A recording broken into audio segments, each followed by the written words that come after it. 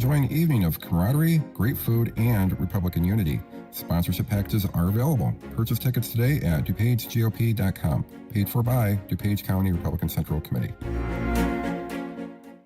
Now, your official weather forecast. Today will be mostly sunny with a high of 53. Tonight will be clear with a low of 31. Tomorrow, expect intervals of clouds and sun with a high of 51. Sunday will bring plenty of sunshine with a high of 56. I'm meteorologist Jason Caterina on AM 560, The Answer. Get the latest weather, traffic, and news updates online at 560theanswer.com. Portions of the following show may be pre-recorded. This hourly segment is brought to you by The Real Story with Jeannie Ives and Amy Jacobson. Heard weekday mornings at 11 on AM 560, The Answer. Now, from the Signature Bank Studios. This is Chicago's Morning Answer with Dan Proft on AM 560, The Answer.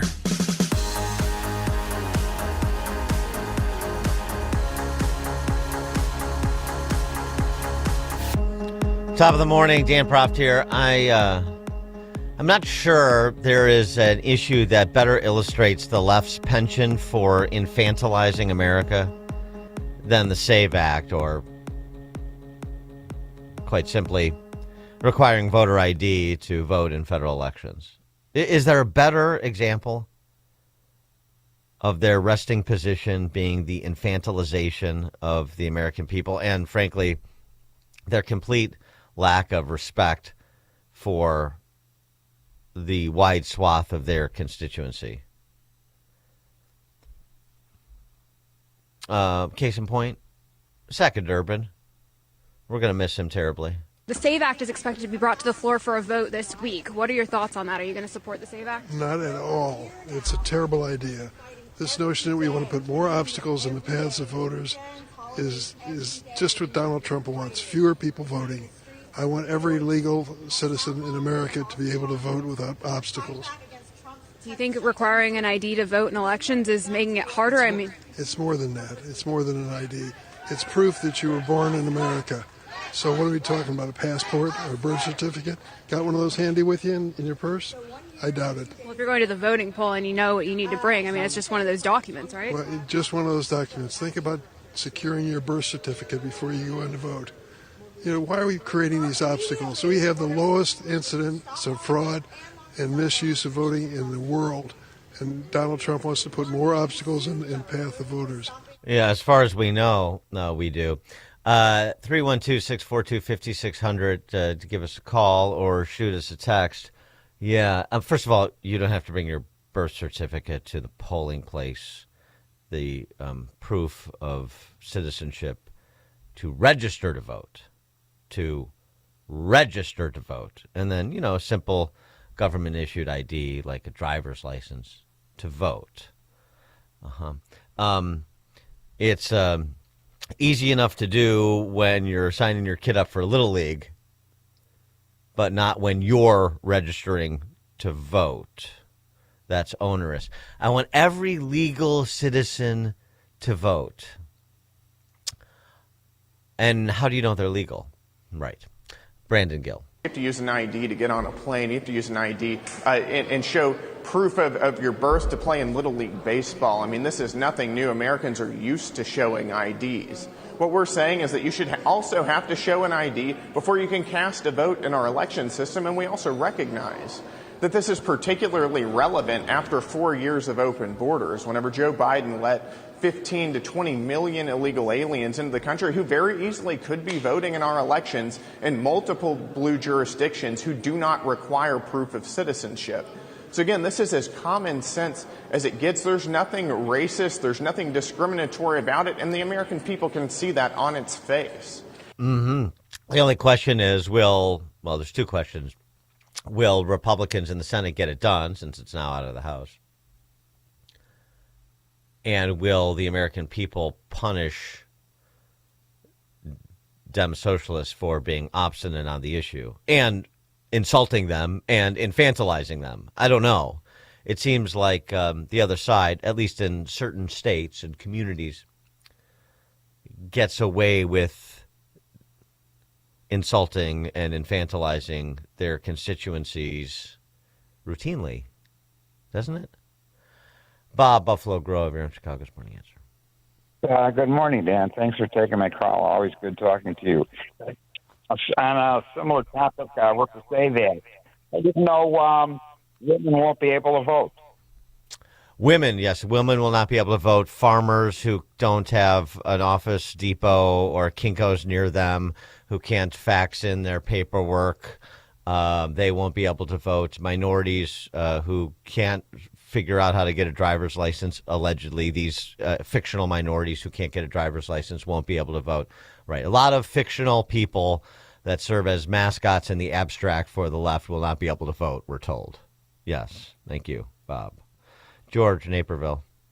Yes, save the beast and the children. The beast is the Democratic Party, and the children are the Democratic voters. That's the way they look at it. Thanks, George. And, you know, the other piece of that, I mean, again, talk about hilarity. Dick Durbin talking about the integrity of elections, hailing from Illinois. I mean, the storied history of Cook County and some other notable counties around Illinois, including Jackson County downstate. Yeah, the integrity of our elections, right? Voter fraud, that's the myth. Voter fraud doesn't happen. And you know, if it not systemic, then you get it's not systemic voter fraud. It's mostly peaceful. It's not systemic. So would it be okay if you were disenfranchised? Well, Steve Scalise earlier this week, House Majority Leader, making the point that it's not just Illinois. Louisiana, his home state, has a bit of a storied history, too. Representatives led by Republicans came together tonight and said, we will protect the sanctity of your vote. And it's so important. You know, you think about the military veteran who risked his life overseas to defend our freedoms. He comes back home, and his vote will be stolen if somebody's able to vote illegally. And it happens. I come from a state where our elections commissioner was sent to federal prison. We all know it goes on, and how can you protect it? And then when you listen to the arguments by the Democrats, it was some of the most embarrassing, hypocritical debate you could hear. They're talking about voter suppression. Well, let me tell you, and it's been brought up. Try getting on an airplane and flying home tonight without showing a picture ID. Try going into a bar without showing a picture ID. Try getting into the Democrat National Convention without showing an ID. Try voting against the SAVE Act without an ID. Tim Burchett from Tennessee. Hey, everybody, Tim Burchett. I just couldn't help but think about the irony of this. 213 Democrats voted against the Save America Act yesterday. The Save America Act. What does it do?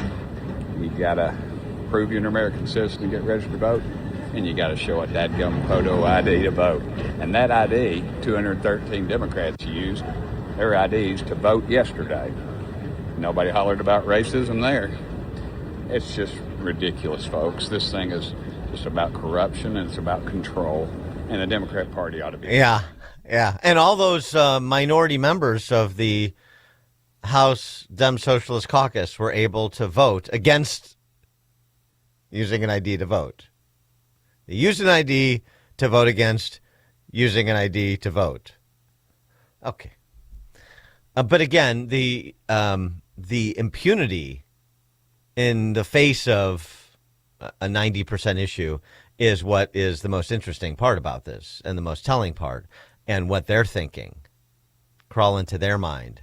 You know, it's sort of like okay, this makes absolutely no sense, so what do they know that I don't? Chris on the Dan Ryan. Good morning, Dan. Yeah, like you said, the irony, you pulled my point away from me talking about Dick Durbin and coming to Illinois. It is so ridiculous. I've worked with a lot of Democrats, and all I can say is that, you know, they say this all the time about how Trump is so racist, and then I pull out these facts, and I just explained to them, you couldn't get on a plane to go to Florida to visit your kids, could you, without an ID? And the first thing they do is, well, that's different. And I'm like, how is that different? How is that different? You're voting for someone that's going to dictate your life with laws and mandates, but yet you're okay with showing an ID for hopping on a plane for someone who's going to fly you to Florida. Well, it's not. Yeah, it's not only that. It's the predicate question. That you're saying the idea is too onerous because people can't get IDs, but then we talk about the use of IDs in all these other walks of life, and of course people can get these IDs, and of course people should have to, and they should have to produce them. So then it's not difficult to get an ID. I don't even understand the actual argument. I mean, because there is no cogent argument. It's just basically, look, we want maximum flexibility when it comes to voter fraud, and we're going to, we're maximalists when it comes to pandering and playing the solidarity and marginality card with our constituents, so that they stay tucked in our warm bosom for life. That's what I do understand. Thanks for the call, Chris. Larry, Carol Stream. Hi, good morning, Dan. I'm a little confused here. The Democrats keep saying that requiring a ID will inhibit the minorities, the underserved, the people who can't get out like that. Well, in order to get Medicare and Medicaid and food stamps and Obama phone and a free bus pass, you have to provide a picture ID. Otherwise, you don't get it. The most recent thing now in Chicago is the CAID card come out for power assistance. You have to have a picture ID. So they all got Obama phones. They all got food stamps. Well, they all obviously should be having a picture ID also. Thanks for the call, Larry. Yeah, but that's different. How? I don't know. Nobody knows. Joe, Hoffman Estates. Good morning, Dan. I think that Democrats are really freaking out at this point because they're going to lose congressional seats and electoral college votes due to the census, and now they're going to lose the voter fraud. And where are they going to be at 2030 when all this takes place? Thanks for the call, Joe. Mark, Oak Lawn. Dan, thanks for taking my call. You always have a great show. With Durbin, I mean, he's got his wife that's on the board of directors at U of I. The money, it's like a triangle. It just goes round and round, back and forth to the Democratic Party. His diocese, with Bishop Paprocki, he can't even receive communion there because he's so on the side of pro-kill. But then in Chicago, he's looked at as Bishop. Cardinal Supage looks at him as a humanitarian. So the Catholic Church has a lot of issues with him, but he's just a shill that's been around too long of a time, and he gets away with everything. It's terrible. Thanks, Mark. Greg Schomburg. Dan, this is true, correct? It's now in the Senate. John Thune can put it on the floor. They'll filibuster for 30 days, meaning each senator gets to talk twice. And then there's a vote on it, at which point we should win. If Thune doesn't grab that and go and put that on, just broadcast it all over the place for those 30 days, it is the biggest miss in terms of communication ever. I totally agree. Thanks for the call, Greg. Yeah, completely agree. And go ahead, eliminate the zombie filibuster and make them talk, as Greg said, and use every minute they talk to focus the nation's attention on this issue. It's a 90+% issue. I mean, it couldn't be a bigger layup. It couldn't be a bigger layup for congressional Republicans.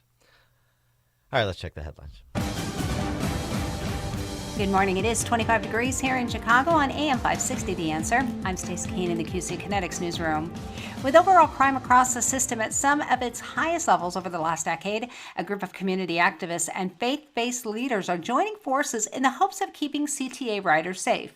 Jim Talamonte has the details. Leaders recently announced the launch of a joint safety task force that will see members riding the system in hopes of preventing crime before it happens. Well, I go out on the trains with my balancing interrupters twice a week. We ride the trains twice a week. during some of the hours that we believe that you're going to have more issues. We're not in competition with the police or the K-9 unit. We would like to complement their work by providing community outreach. A body was pulled from the Chicago River on Thursday. Police say the body of an unidentified female was discovered just before 1:30 on Thursday afternoon. The body was recovered from the water by the CFD Marine Unit. That investigation is continuing. This report is the service of Supershore. Do you own a small business? You need to hear this. A seismic shift is coming. It's time to get Supershore. Not kind of sure, not pretty sure, not a little sure, but Supershore. The seismic shift is coming. Supershore coming soon. Chicago's Morning Answer continues next. Alex Marlow sees momentum. This is a day where we have got, I think, the left and the media on the run completely. The data seem to suggest that America's coming back. We have fewer border crossers than ever. We've got a lower murder rate. We've got a huge projected growth in the economy coming up this year. And we're seeing stuff like a plan to lower prescription drug prices, trying to get California back on track. The Alex Marlow Show. Afternoons at 3, right before Sean Thompson at 4 on AM 560. The Answer. Welcome back to Ask Hassellus. I give up. Where are they? Who? Hassellus Mattress employees. Hassellus Mattress showrooms really are employee-free. Give our mattresses a try with no pushy sales guy. Don't believe it. You won't believe our prices either. Beauty Rest, Sealy Posturepedic, and more for way less. Free next day delivery, too. Sure. Next you'll say I can get a free adjustable base with my purchase through Monday. As a matter of fact, yes. Oh, come on. Find an employee-free showroom near you at Hassellus.com. Do you owe $10,000 or more to the IRS like Mark? I've been doing home remodeling for 30 plus years, but the economy crashed. I wound up losing my home, losing my job, and on top of that, owing the IRS a ton of money. I owed the IRS $114,000. It really, truly was the worst part of my life. Then Mark found tax relief advocates. On news radio, I heard about TRA, and I thought, what's the worst that could happen? So I picked up the phone and I called them. When it was all said and done, TRA settled my $114,000 debt for $100, and I'm telling you, I was ecstatic. Could not believe it. Would recommend TRA to anyone. If you owe 10 or even hundreds of thousands of dollars to the IRS, don't lose hope. Do what Mark did and call TRA for a consultation. But TRA did. They gave me a second chance, and I'm forever grateful. Visit TRA.com or call 800-575-8924. 800-575-8924. That's 800-575-8924. You need to be tuning into the Retirement Success Blueprint with Michael Stewart, the radio companion to the Amazon best-selling book, Success Blueprint, How to Build the Retirement You Deserve. Each week, Michael shares strategies designed to help reduce market risk through income-generating investments that can provide steady returns. Because if you can avoid a big loss, you don't need to take big risks. Catch the Retirement Success Blueprint with Michael Stewart, Saturday mornings at 10, right here on AM 560, The Answer. Eggland's Best, the only eggs with more fresh and delicious taste, plus superior nutrition. Eggland's Best, better taste, better nutrition, better eggs. Now, your official weather forecast. Today will be mostly sunny with a high of 53. Tonight will be clear with a low of 31. Tomorrow, expect intervals of clouds and sun with a high of 51. Sunday will bring plenty of sunshine with a high of 56. On Monday, there will be times of clouds and sun, and the temperature will break the record of 58 set in 1921, reaching a high of 60.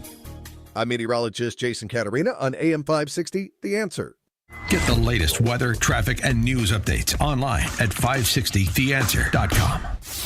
This hourly segment is brought to you by The Real Story with Jeannie Ives and Amy Jacobson. Heard weekday mornings at 11 on AM 560, The Answer. Now, from the Signature Bank Studios. Be a part of AM 560's Republican debate on Thursday, February 26th at Benedictine University in Lisle. Get your free tickets today at 560theanswer.com/debate. Top of the morning, Dan Proft here. So when congressional neo-Marxists are not using their IDs to vote against using IDs to vote, right? Yeah. They are stalling funding of the Department of Homeland Security and the corresponding agencies that they would otherwise be, declaring end of time if this was being done at the behest of Republicans, Coast Guard, FEMA, Of course, ICE is fully funded because the ICE was funded as part of the Big Beautiful Bill. So that's not material. So it's using what they can use to virtue signaling to who they can virtue signal. And even Senator Slingblade, and I guess I should stop calling him that because he really has come to represent one of the few non-criminally insane members of his party. Senator Fetterman, it's not lost on him what his leadership, starting with Pagliacci Schumer, is doing. Having any meaningful, functional impact on ICE because they have unlimited money effectively for right now, right? Yes, sir. Todd Lyons is talking to. So you're going to punish all of these other parts, the very important parts of our government, TSA, Coast Guard, FEMA, and cybersecurity. That's what kind of a statement if we announce to our enemies, like, well, our cybersecurity agency, now we're going to be shut down. If I really want to make a move, that probably makes it better.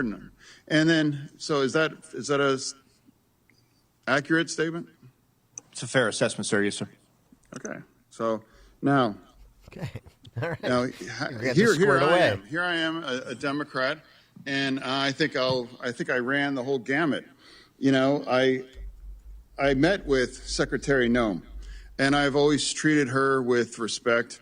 I met with her in my office, and I refused, and I never will engage on the kinds of sexist kinds of terms like ICE Barbie from a lot of the left media. Wow. Yeah, boy, even a little tip of the cap to Kristi Noem, even if he has some disagreements. Of course, this was Acting ICE Director Todd Lyons testifying before the Senate Homeland Security Committee yesterday. And so that's where Fetterman used the opportunity to basically part company with his party and say, well, this doesn't make much sense. Here's the argument that his party is making as so advanced by one Pagliacci Schumer. So as you all know, from day one I've said unless there are really strong, meaningful reforms to rein in ICE and stop the violence, there will not be Democratic votes to fund ICE and extend the awful status quo that now exists. Well, today Senate Democrats made that point absolutely clear. For weeks, we've been pushing common sense reforms, the very types of things that local police and sheriffs throughout America routinely follow. Today's strong vote was a shot across the bow to Republicans. Democrats will not support a blank check for chaos. This vote today asked a simple question. Will you rein in ICE's abuses, or will you vote to extend the chaos? Republicans chose chaos, and the Democrats, we refused. Republicans chose to put a bill on the floor that ignored the abuses, ignored the outrage, ignored what the American people want overwhelmingly. And they failed to get the votes to avoid a shutdown at DHS. As we've said for weeks, if Republicans want to keep DHS funded, they need to get serious. Oh, boy. I mean, does it ever get too much to tolerate? I'm talking to the men and women of the left. Does it ever? Are you just so tethered to the histrionics and the direction of ICE that you will indulge any sort of inanity?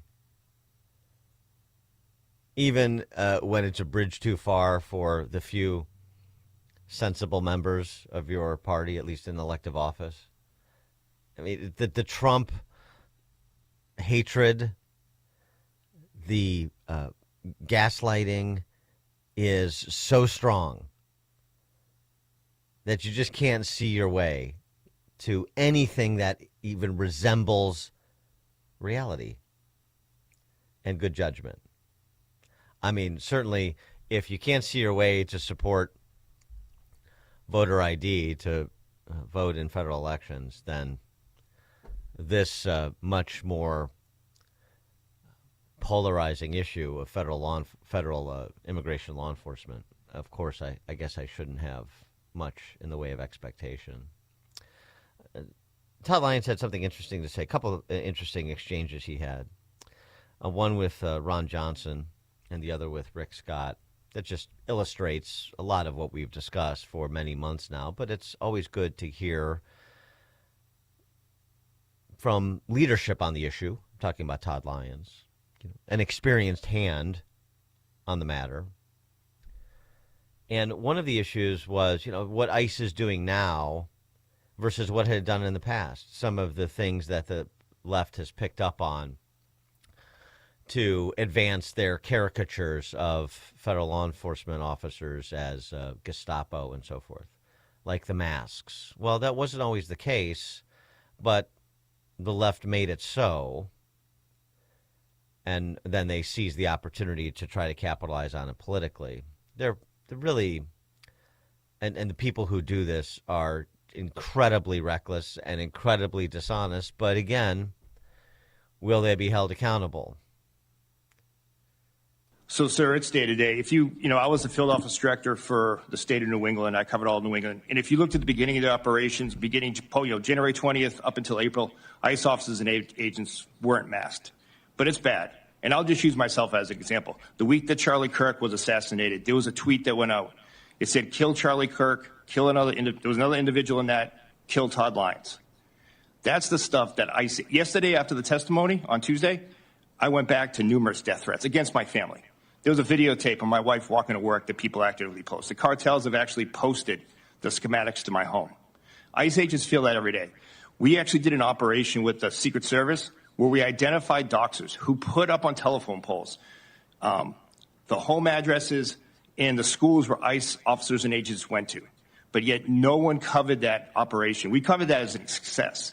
And I don't want my officers masked. I would work with this committee and any committee to work with holding individuals accountable that dox ICE agents, because ICE agents don't want to be masked. They're honorable men and women, but the threats against their family are real. Okay, thank you.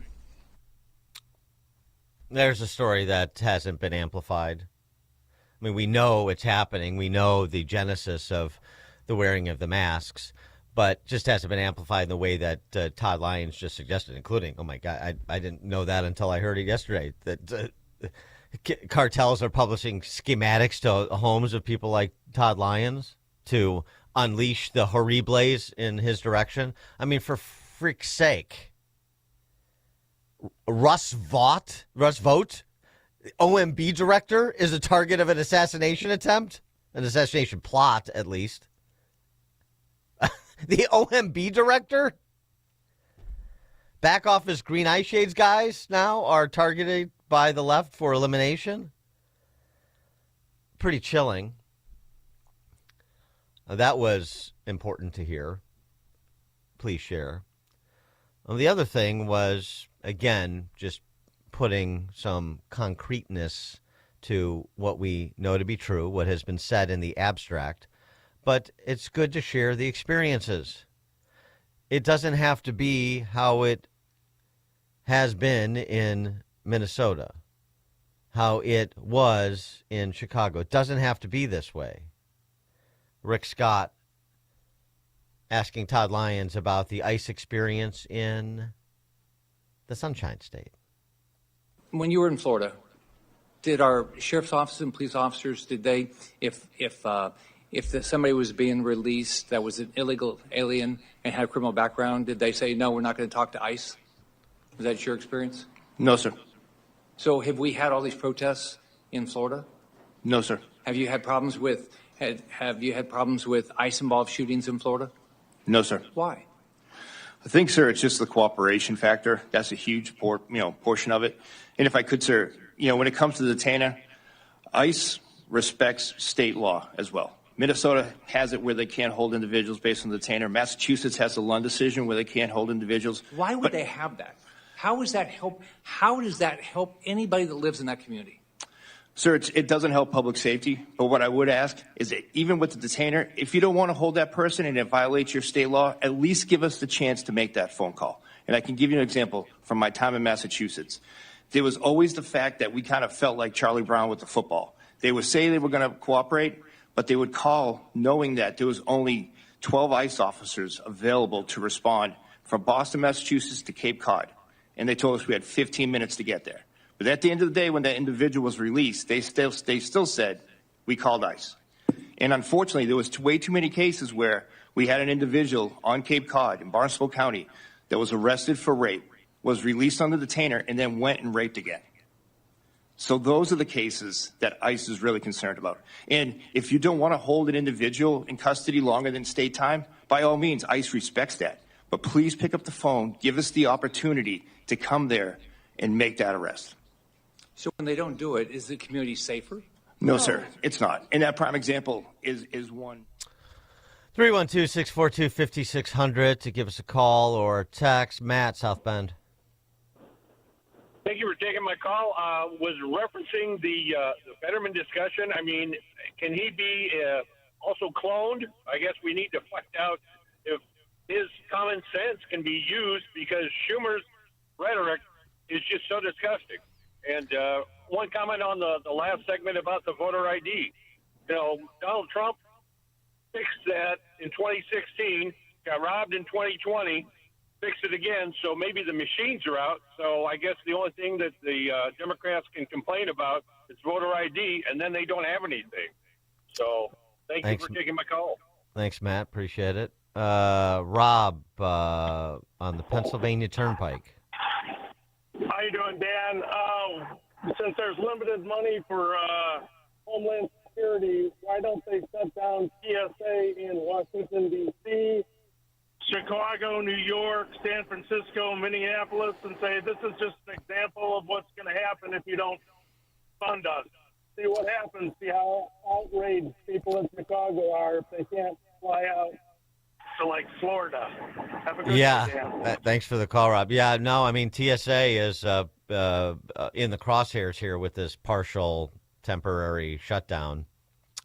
Yeah, I mean, make it real, right? Otherwise, it's just politicians talking until it directly impacts people's lives.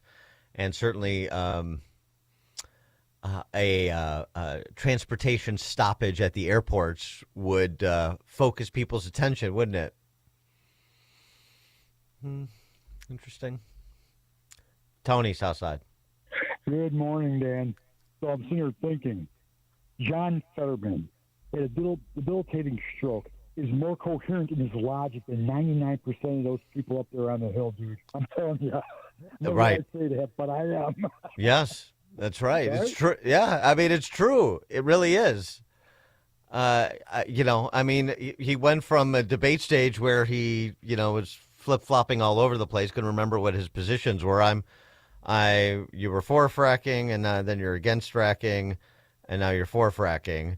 And his response, if you remember famously, was, I'm for fracking because I'm for fracking. You know, not exactly the most compelling candidate, but, you know, he beat Dr. Oz and rode to the Senate on anti-Trump sentiment in Pennsylvania. And, yeah, I mean, despite his sort of oafish demeanor, he is one of the. I mean, is there another Dem socialist who has broken ranks and just essentially? I mean, you know, let's not mistake this. Fetterman is not like, oh, he's some blue dog Democrat. He's a conservative Democrat. That doesn't exist anymore. But so he's way left on a full range of issues. But on things that just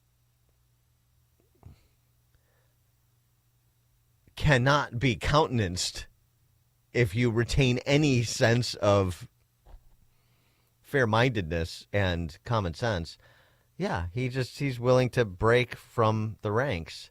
And it's difficult to think of anyone almost anywhere in his party who has also demonstrated a willingness to do that. Even his governor in Pennsylvania, Josh Shapiro, who's, you know, cast as a moderate, not really.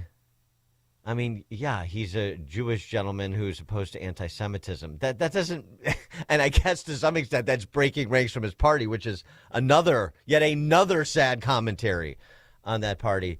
But nothing as consistent as Fetterman has done on a number of salient issues. John in Bridgeport.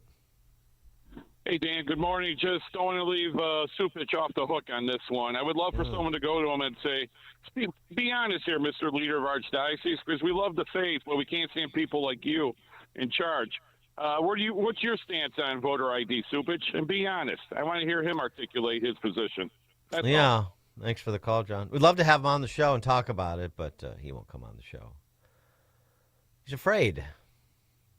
He, and unfortunately, as we've said so often, people like Supich are allowed to exist in an echo chamber. He can live his life without ever having to be challenged by anyone on his views. Just like, well, he's a politician, essentially, in a robe. But just like the formal politicians, the elected officials in the state of Illinois, they don't have to indulge me or people who have a different point of view, would like them to explain themselves, not just, take a position, but actually explain a position, defend a position. But they don't have to. Mike, Yorkville. Good morning, Dan. A couple quick questions. Hopefully you get answers soon, then a conclusion. First of all, is immigration a federal or state right to basically put rules and laws to? Federal. Okay, thank you. Next part is, does state, local, and county law enforcement officials collect federal funds? Do state officials collect federal funds? Is that what you said? State, county, and local law enforcement collect funds, federal funds. They're the beneficiary of federal funds in various ways, but so they don't collect. They do collect it. Well, they benefit from and it. Stuff like that. Yes, right. So at the conclusion of that, if it's a federal right to enforce immigration and do the laws, what does the state have anything to do with making other laws that prohibit that? Which, if you have a governor signing a law from its legislative body, he is effectively breaking the law and a criminal because he's doing obstruction of justice, misappropriation of funds, and deprivation of rights to his citizenry of that state. Thanks for the call, Mike. Glenn in Orlando. Yeah, hey, good morning. Listening to Larry Elder, and he said that 20% of the ICE arrests occur in Texas, but there's no violence, no protest.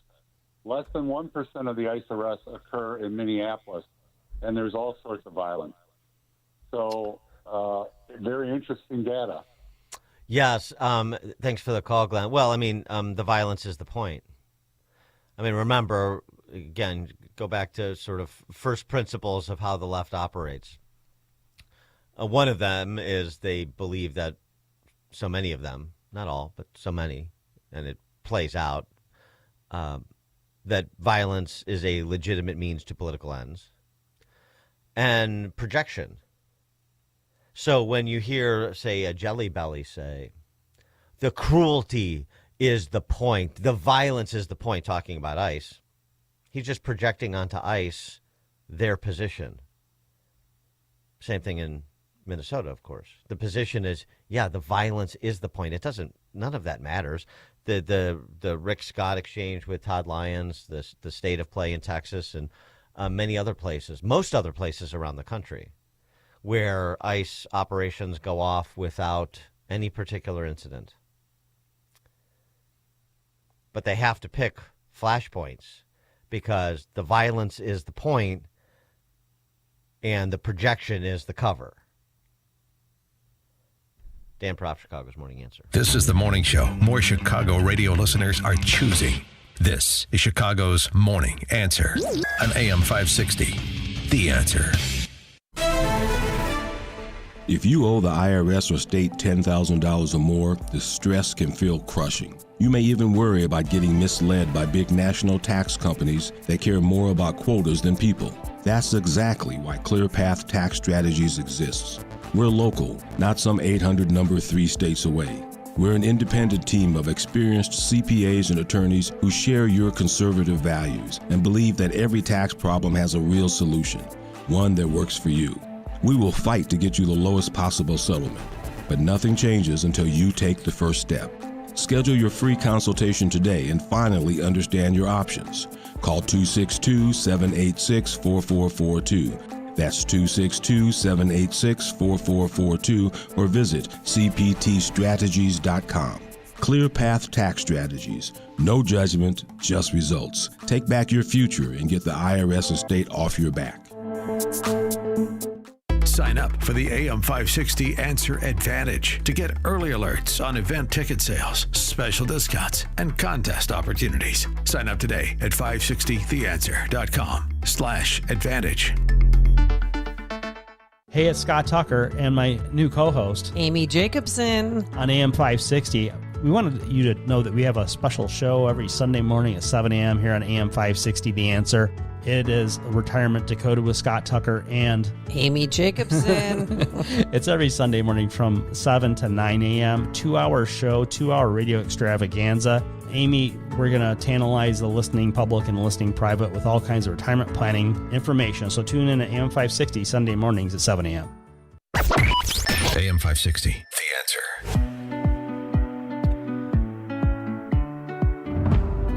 Okay, there were more hijinks on the Hill. We've covered quite a bit of them between the SAVE Act and Todd Lyons' testimony before the Senate Homeland Security Committee. But the issue of massive fraud also covered. Keith Ellison made an appearance, and wasn't that fun?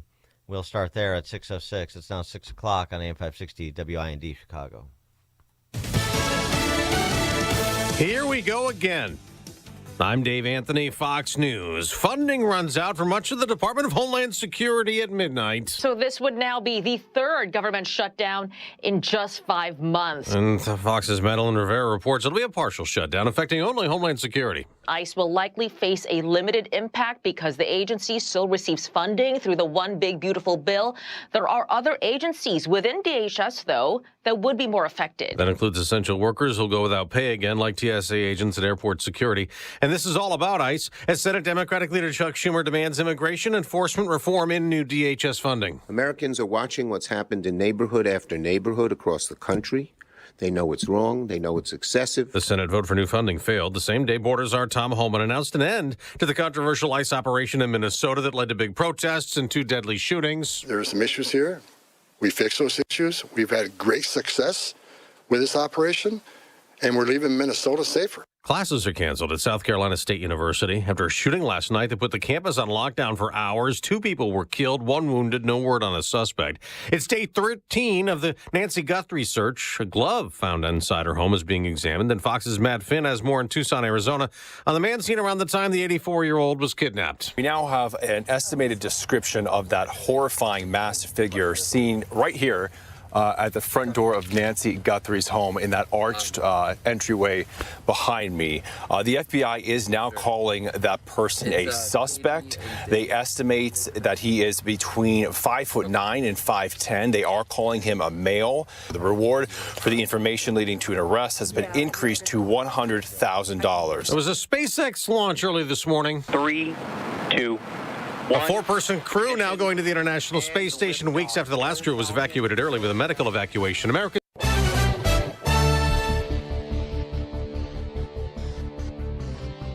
Good morning. It is 26 degrees here in Chicago on AM 560, The Answer. I'm Stace Kane in the QC Kinetics newsroom. 1 year after a jury convicted former Illinois House Speaker Michael Madigan on 10 counts, a defense attorney who worked the case says public corruption trials are worth the time and taxpayer expense.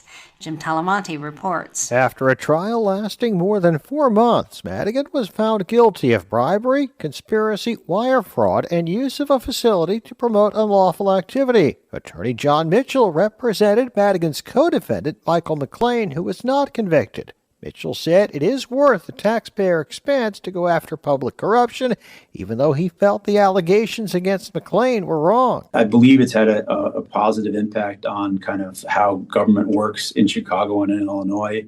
2 Pakistani nationals have been charged here in Chicago with participating in a $10 million scheme to fraudulently bill Medicare and private insurers for non-existent healthcare services. 31-year-old Burhan Mirza and 38-year-old Kashif Iqbal are charged with multiple counts of money laundering and healthcare fraud. 3 alleged co-schemers pleaded guilty to healthcare fraud and are awaiting sentencing. Illinois is one of 4 states suing the federal government over the Office of Management and Budget's directive to cut more than $600 million in Centers for Disease Control and Prevention grants. Illinois Attorney General Kwame Raoul and attorneys general from California, Colorado, and Minnesota said in their complaint that the funding cuts to public health infrastructure would be devastating, and they're based on disagreements about unrelated topics such as federal immigration enforcement, political protest, and clean energy. News is a service of Woodland Windows and Doors. See Marvin products in their beautiful showroom at the corner of Lake and Gary and Roselle, or visit woodlandwindows.com for a free in-home expert consultation. A check of the roads is coming up in 2 minutes on AM 560 The Answer. On Thursday, February 26th at Benedictine University in Lisle, AM 560 is hosting a Republican debate. Come hear the candidates for governor and U.S. Senate make their cases for why they should win your vote in the primary election. Be a part of the process to defeat J.B. Pritzker and replace Dick Durbin. Tickets are free, but registration is required. Get your tickets today at 560theanswer.com/debate. That's 560theanswer.com/debate. At AlmostFreeTeeth.com, they're dedicated to making smiles great again. If you have medical PPO insurance, find out how you could save 90% off on average to get a beautiful dental implant-supported smile. Check if you qualify right now at AlmostFreeTeeth.com. Did you know most remodeling mishaps start before construction even begins? Here's something else you should know. At Forever Remodeling, we do things differently. Every kitchen, bathroom, and basement project starts with smart planning, detailed 3D designs, a clear scope of work, and accurate pricing, all sorted out before you get started. No surprises, no stress, just beautiful results, done right the first time. Visit foreverremodeling.com. That's the number 4, EVER, remodeling.com, and schedule your free in-home consultation today.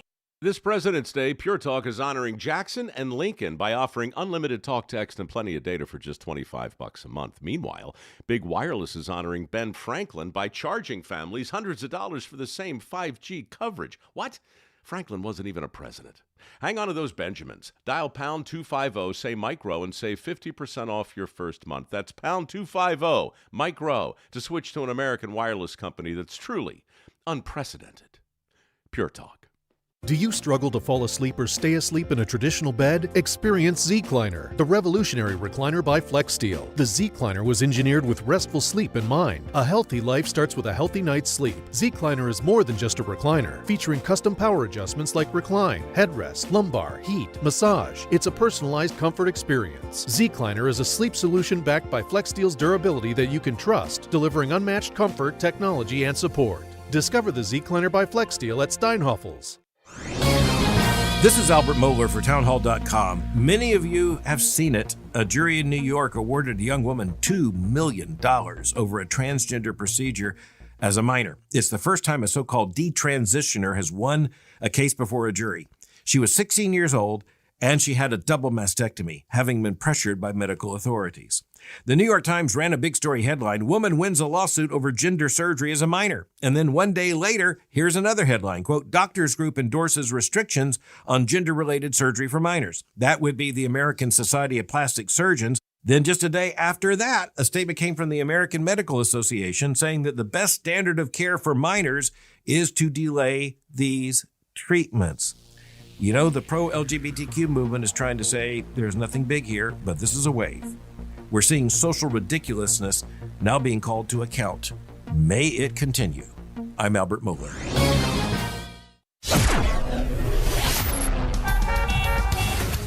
Taking a look at the roads from the Team Hackberg Traffic Center, I'm Sue Aller. Starting off in great shape on the Edens, 14 minutes both ways from Lake Cook to Montrose to Kennedy inbound. From O'Hare to the Burn Interchange, 17 minutes. Outbound is 21. There is a broken down semi-truck on the outbound side, closing down the exit ramp for Diversey Avenue, so that will slow you down. 13 minutes both ways on the Ike from Wolf to the old post office. The Dan Ryan, 14 in, 16 out from 95th to the Burn Interchange. On the outbound side, 3 right lanes are blocked in the local lanes. minutes to get onto the Stevenson. Traffic goes all the way back to 18th Street. On the Stevenson, it is 23 minutes both ways from Veterans Memorial to Lakeshore, and northbound Lakeshore Drive slows down into Hollywood Avenue. This report is the service of Team Hochberg. They've helped thousands of AM 560 listeners with the best rates and service. Let Team Hochberg help you by visiting 56david.com or call 855-563-2843. That's 56david.com. Atlantic Coast Mortgage Equal Housing Lender. Chicago's Morning Answer continues next, but now the latest forecast from the Air Right Heating and Cooling Weather Center. Today will be mostly sunny with a high of 53. Tonight will be clear with a low of 31. Tomorrow, expect intervals of clouds and sun with a high of 51. Sunday will bring plenty of sunshine with a high of 56. On Monday, there will be times of clouds and sun, and the temperature will break the record of 58 set in 1921, reaching a high of 60. I'm meteorologist Jason Caterina on AM 560, The Answer. Get the latest weather, traffic, and news updates online at 560theanswer.com. Now, from the Signature Bank Studios, this is Chicago's Morning Answer with Dan Proft on AM 560. The Answer.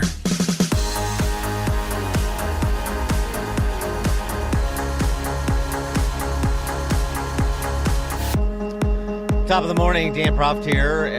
Frauding federal and state benefits programs.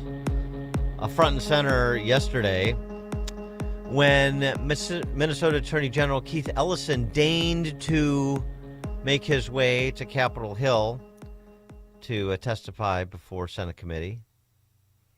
And Josh Hawley wanted to spend his time talking about the massive Feeding Our Future scam in Minnesota that resulted in some 70 indictments and convictions, something like $250 million of COVID relief funds scammed by these Somali fraudsters. Well, it wasn't the most productive exchange, but it was one of the more pointed. It didn't start out very well, so you had a pretty good early indication how this was going to go. Mr. Ellison, let me start with you. You're the Attorney General of the state of Minnesota. Do I have that correct? That's a yes? Sir, you're aware of my job. You know the answer to that. You're not going to answer my questions? Are we going to start this way? Are you the Attorney General of the state of Minnesota, yes or no? You know the answer. Mr. Ellison, you're in my courtry now. You're under in the oath. background. So I suggest that you answer my questions. Are you the Chief Law Enforcement Officer of the state of Minnesota, yes or no? Let's try another question. Are you familiar with the $9 billion in historic fraud out of your state, including the $250 million in the Feeding Our Future program alone? Are you familiar with that? Don't turn to the pages in your book to get your potted answers.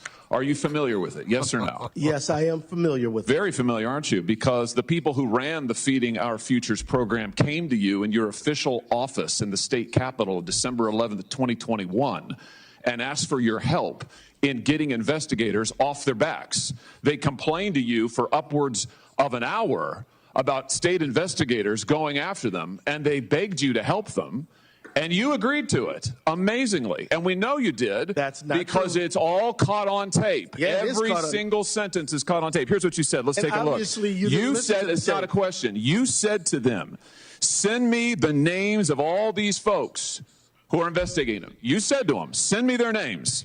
And I'll take that list, and I'll call the person over at Education who is investigating them and say, what's going on? Why am I getting these complaints? Then you went on to say, I already have my team working on this. What day should we get together to discuss it again? You made pledge after pledge to them. You said, we've got to make sure this guy who's investigating them stops it. You said, you have my attention. I'm concerned about this. You said, let's go fight these people, meaning the people who are investigating the fraud. Why'd you do it? Why'd you help them? Are you going to let me answer? Please, we're all ears. So first of all, you're cherry picking quotes out of there. Why did you help them? I thought you were going to let me answer. Why did you Are you help going to let them? me answer? Why did you help You them? let me answer, and I'll answer you. Tell the truth, and I'll let you answer. I will tell the truth. Good. Let's do that. That'd be a nice change. Why'd you help them? Now see, Mr. Chairman, I didn't come here to be insulted. I came here voluntarily. You came here for the truth. Let's have it. Why did you help them? The quotes are here. They're in black and white, and every member of this audience can listen to the recording. It's 54 minutes long. It's all in public. You can Google it right now and listen to it. And listen to it all. Why'd you help them? First of all, I didn't help them. You did help them. No, I did not. I certainly didn't. You're saying you didn't do anything for them. You didn't. Well, wait a minute. I already have my team working on this again. That's not you? I have my team assisted with the information that led to the prosecution and conviction of these people. No, you didn't. You didn't lift a finger to prosecute them. No, you did not. No, you didn't because lift a finger it was a federal prosecution. You had, BS. You had whistleblowers come to you as early as 2019. You're the one talking BS. Hey, listen, it's my time. Doesn't know what you're talking about, sir. No, sir. You now have encountered the truth and you don't like it. Why'd you take their money? Why'd you take their money? I didn't. You took $10,000. No, that's a false statement. $10,000 9 days after the meeting. False statement. You took $10,000. Here's what happened. They went to your office. They solicited money from you. They solicited help from you. That's also wrong. They came to your office. It was your official office. You met with them for 54 minutes. No, they didn't. They asked you for help. You pledged it to them, and they talked repeatedly about money. In fact, it's all they talked about. That's a lie. Money, money, money, money. They said, we will put our dollars in the right place. We will support candidates that will fight to protect our interests. You replied, that's right. They said, if you are securing your donor base and securing your power base, you can act the way you want. You replied, money is freedom. They said the amount of money circulating, I'm reading the transcript, the amount of money circulating in our community today is powerful, and we haven't realizing it in a meaningful way. And you said, give me the specifics. And 9 days later, you took $10,000 from people who were then indicted. It's in your reports. Why'd you do it? Sir, was it worth it? You know what? This is a theatrical performance. This is the truth. This is what accountability looks like, of which you've had none. You helped fraudsters defraud your state and this government of $9 billion, and you got a fat campaign contribution out of it. You ought to be indicted. True. Well, that's the truth. I think we've made the point. Let's keep the tenor just for the record. I'll ask how I want. He's lying, and that's the truth. Oh no, this is all on the record, sir. Did you bother to investigate where the money that you facilitated their fraud for, where it went? Do you know where it went, what it was used for, the fraudulent money? I do, because we just heard testimony about it yesterday. Because we were key players in the hundreds of millions of dollars to terrorist groups, to transnational criminal organizations, to the drug trade, to drug trafficking, to child trafficking. And you took $10,000 That's a lie. And helped them do it. You know, the other thing is, whistleblowers came to you as early as 2019. Let's look. As early as 2019, whistleblower. Don't talk over me. As early as 2019, it's my hearing, pal. As early as 2019. Don't call me whistleblowers came to. Well, I should call you prisoner because you ought to be in jail. Well, we'll see what you can do. Okay. See what you can do about that. 312-642-5600. If you want to give us a call or a text. Wow. Here's the thing. There is smoke there. I've watched the video that Holly is referencing, and the transcript from which he was reading is accurate. I mean, that those were the exchanges between Ellison and some of these fraudsters who were later picked off by the federal government. Yeah. The Attorney General's office in the state of Minnesota was not a material player in that. But the problem is, if you wanted to go after Ellison, and I'm not saying he shouldn't be investigated, I think he should be. You have, as I said, 5, almost 6 dozen individuals who have been successfully prosecuted as taking part in this $250 million fraud.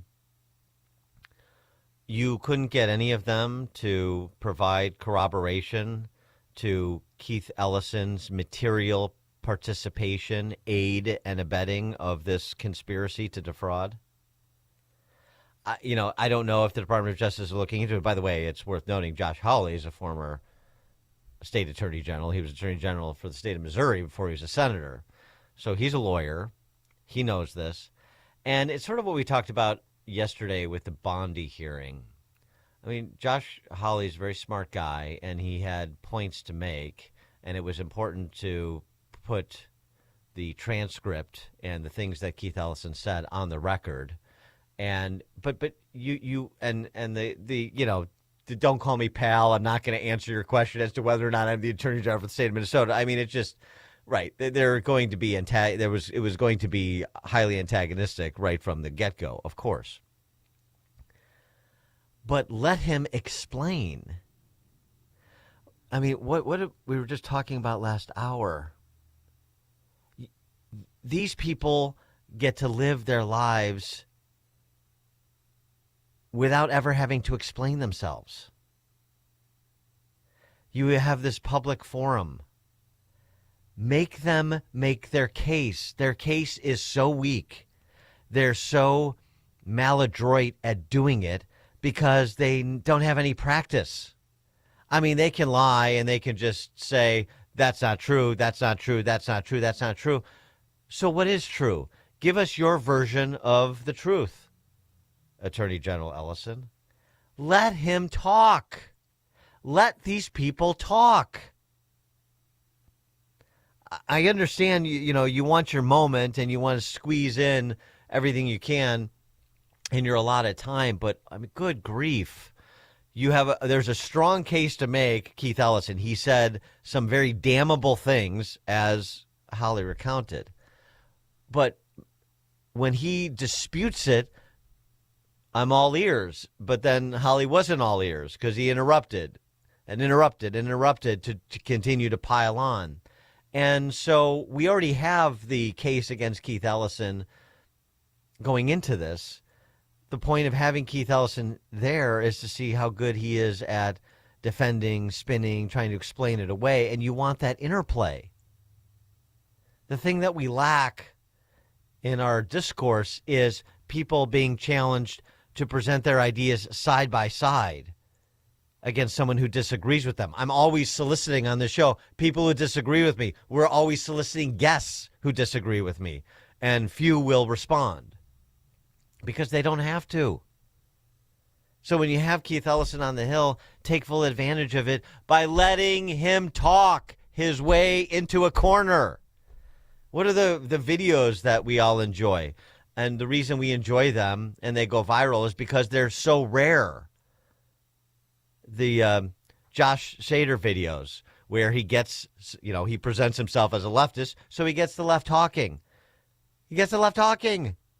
So explain this to me. And then he comes out of character and he, you know, demolishes them because just what I said about Ellison.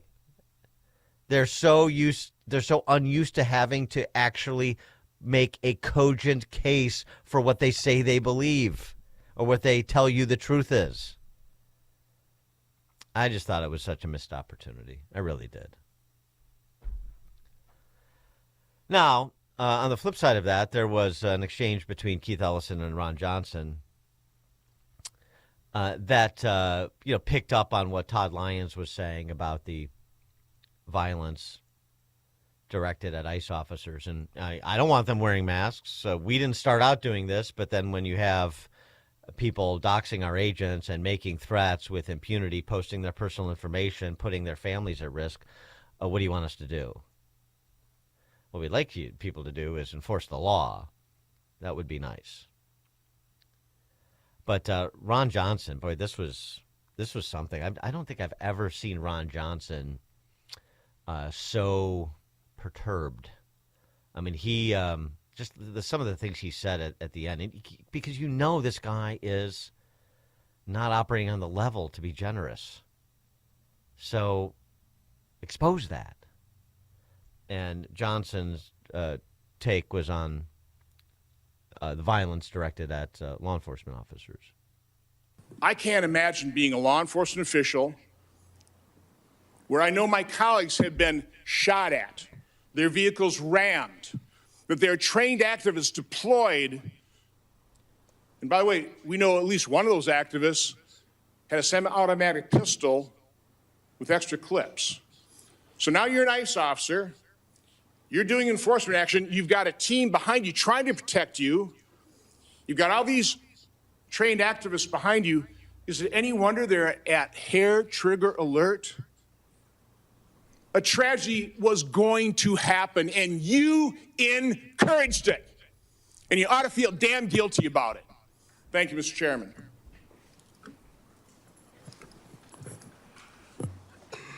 Yeah, sit there and smirk. Smirk. It's sick. It is despicable. Are you asking me for comment, Senator? Because everything you said was untrue. It was a nice theatrical performance, but it was all lies. Senator Hassan. You disgust me. Thank you, Mr. Chair. You disgust me. Did you catch that? But again, yeah, it was. I mean, this is a case that has been made, and probably an inadvertent choice of words there to reference Renee Good and Alex Priddy as martyrs. You know, from the left's perspective, they are, as I'm sure what Ron Johnson was suggesting. But yet, you want this is sort of the same thing. Document the instances where he ran interference, essentially rationalized the violence, covered for professional agitators, his complete lack of interest in enforcing the law against people breaking the law all over the state, breaking state laws. Because the scorn, the moral indignation just only gets you so far. I mean, really doesn't get you outside of your base. And again, these are precious opportunities. Make them talk when you have the chance. Kevin, Austin, Texas. Yeah, Dan, what you're describing reminds me of what my mother used to do when I was young. So I was 8th of 9. I had 6 older brothers. My father was an attorney. And she would sit there and say, "Oh, really? Tell me more about that." Okay, yeah, tell me more about that. I didn't do this. I didn't do that. Okay, tell me more. And I would just make up more and more BS. And she goes, "You tell one lie, you tell 9 to get out of it." But she would just set me up for like 10 minutes. And I would go on and on and on. And then she put the hammer down. So, yeah, you got to let people give them enough rope to hang themselves, essentially. Thanks for the call, Kevin. Dan Propp, Chicago's Morning Answer. This is Chicago's Morning Answer. Your show keeps me alive during the week. There's nobody I'd rather listen to between 5 and 9 in the morning than you guys. On AM 560, The Answer. Hey there, Chicagoland. Jeff here from Jeff Buys Your House. For many homeowners, winter can feel overwhelming. There's big bills, unexpected situations, or the stress of owning a home you no longer want. But here's the good news. You don't need to wait for warmer weather to make a change. At Jeff Buys Your House, we make selling simple. Even in the heart of winter, you don't need to fix anything, do any cleaning, and you certainly don't need to worry about unpredictable buyers. We buy houses as is, and you choose the closing date that works best for you. We've made the home selling process easy and stress-free for nearly 2 decades. That's why homeowners trust us, and why we've earned over 400 Google reviews and an A+ rating with the Better Business Bureau. As a veteran-owned business, we handle everything with integrity and care. So if winter is weighing on you, we are here to help lighten the load. Call us at 630-895-9530. That's 630-895-9530 or jeffbuysyourhouse.com and get your offer today. Signature Bank is Chicago's fastest growing independently owned business bank. It's a bank where relationships still matter. Signature Bank knows your name and your story. I'm Dan Proft, and I know this because Signature Bank is my business bank. I'm Robert Anderson, president of McLaughlin Body Company in the Quad Cities, and a customer of Signature Bank. When our 100-year-old family-owned manufacturing company was looking for a new bank, we found an excellent partner with Signature Bank. Signature Bank understands the challenges with manufacturing in today's highly competitive environment. We recently participated in the New Markets Tax Credit Program and were fortunate to have the experts at Signature Bank help us navigate the complexities of this program. With Signature Bank's support, we were able to expand not only our facility, but ultimately our business. If you're looking for a trusted banking partner for your business, look to Chicago's own Signature Bank. Signature Bank is looking for their next success story. To learn more about turning your business vision into reality, visit signaturebank.bank. Signature Bank, helping local businesses succeed. Member FDIC, Equal housing lender. The Chicago Wolves Teddy Bear Toss Game is this Saturday. What's it like to see thousands of teddy bears fly through the air at one time? Be there and you'll see. Loosen up that right arm. It is the annual Teddy Bear Toss Game. And Sunday is the Chicago Wolves Wizards Game with Wizard One ticket packages at ChicagoWolves.com. That could be fun. Get your Chicago Wolves tickets for Teddy Bear Toss Night on Saturday at 7 p.m. and the Wizards Game on Family Sunday at 3 p.m. To commemorate President's Day, Hassellus Mattress is offering Washington Monument-sized savings on select Beauty Rest, plus a $100 instant cash discount, a $100 MasterCard's cash card, a free adjustable base, free delivery and setup, and 24-month free financing with approved credit. I won't beat around the bush. You can't afford to miss out. Enjoy presidential savings on select Beauty Rest through February 22nd at Hassellus Mattress. Hassellus.com.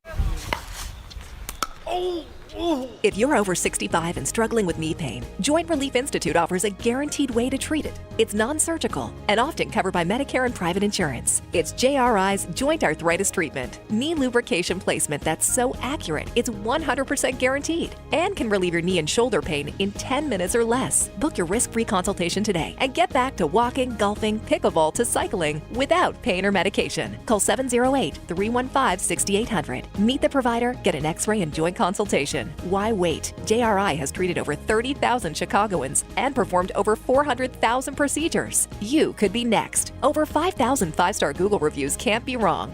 Stop living in pain. Call the Joint Relief Institute today, 708-315-6800, or visit jointreliefinstitute.com. Locations in Glenview, Oak Brook, and Orland Park. That's 708-315-6800 for the Joint Relief Institute. Medicare and most private insurance plans accepted.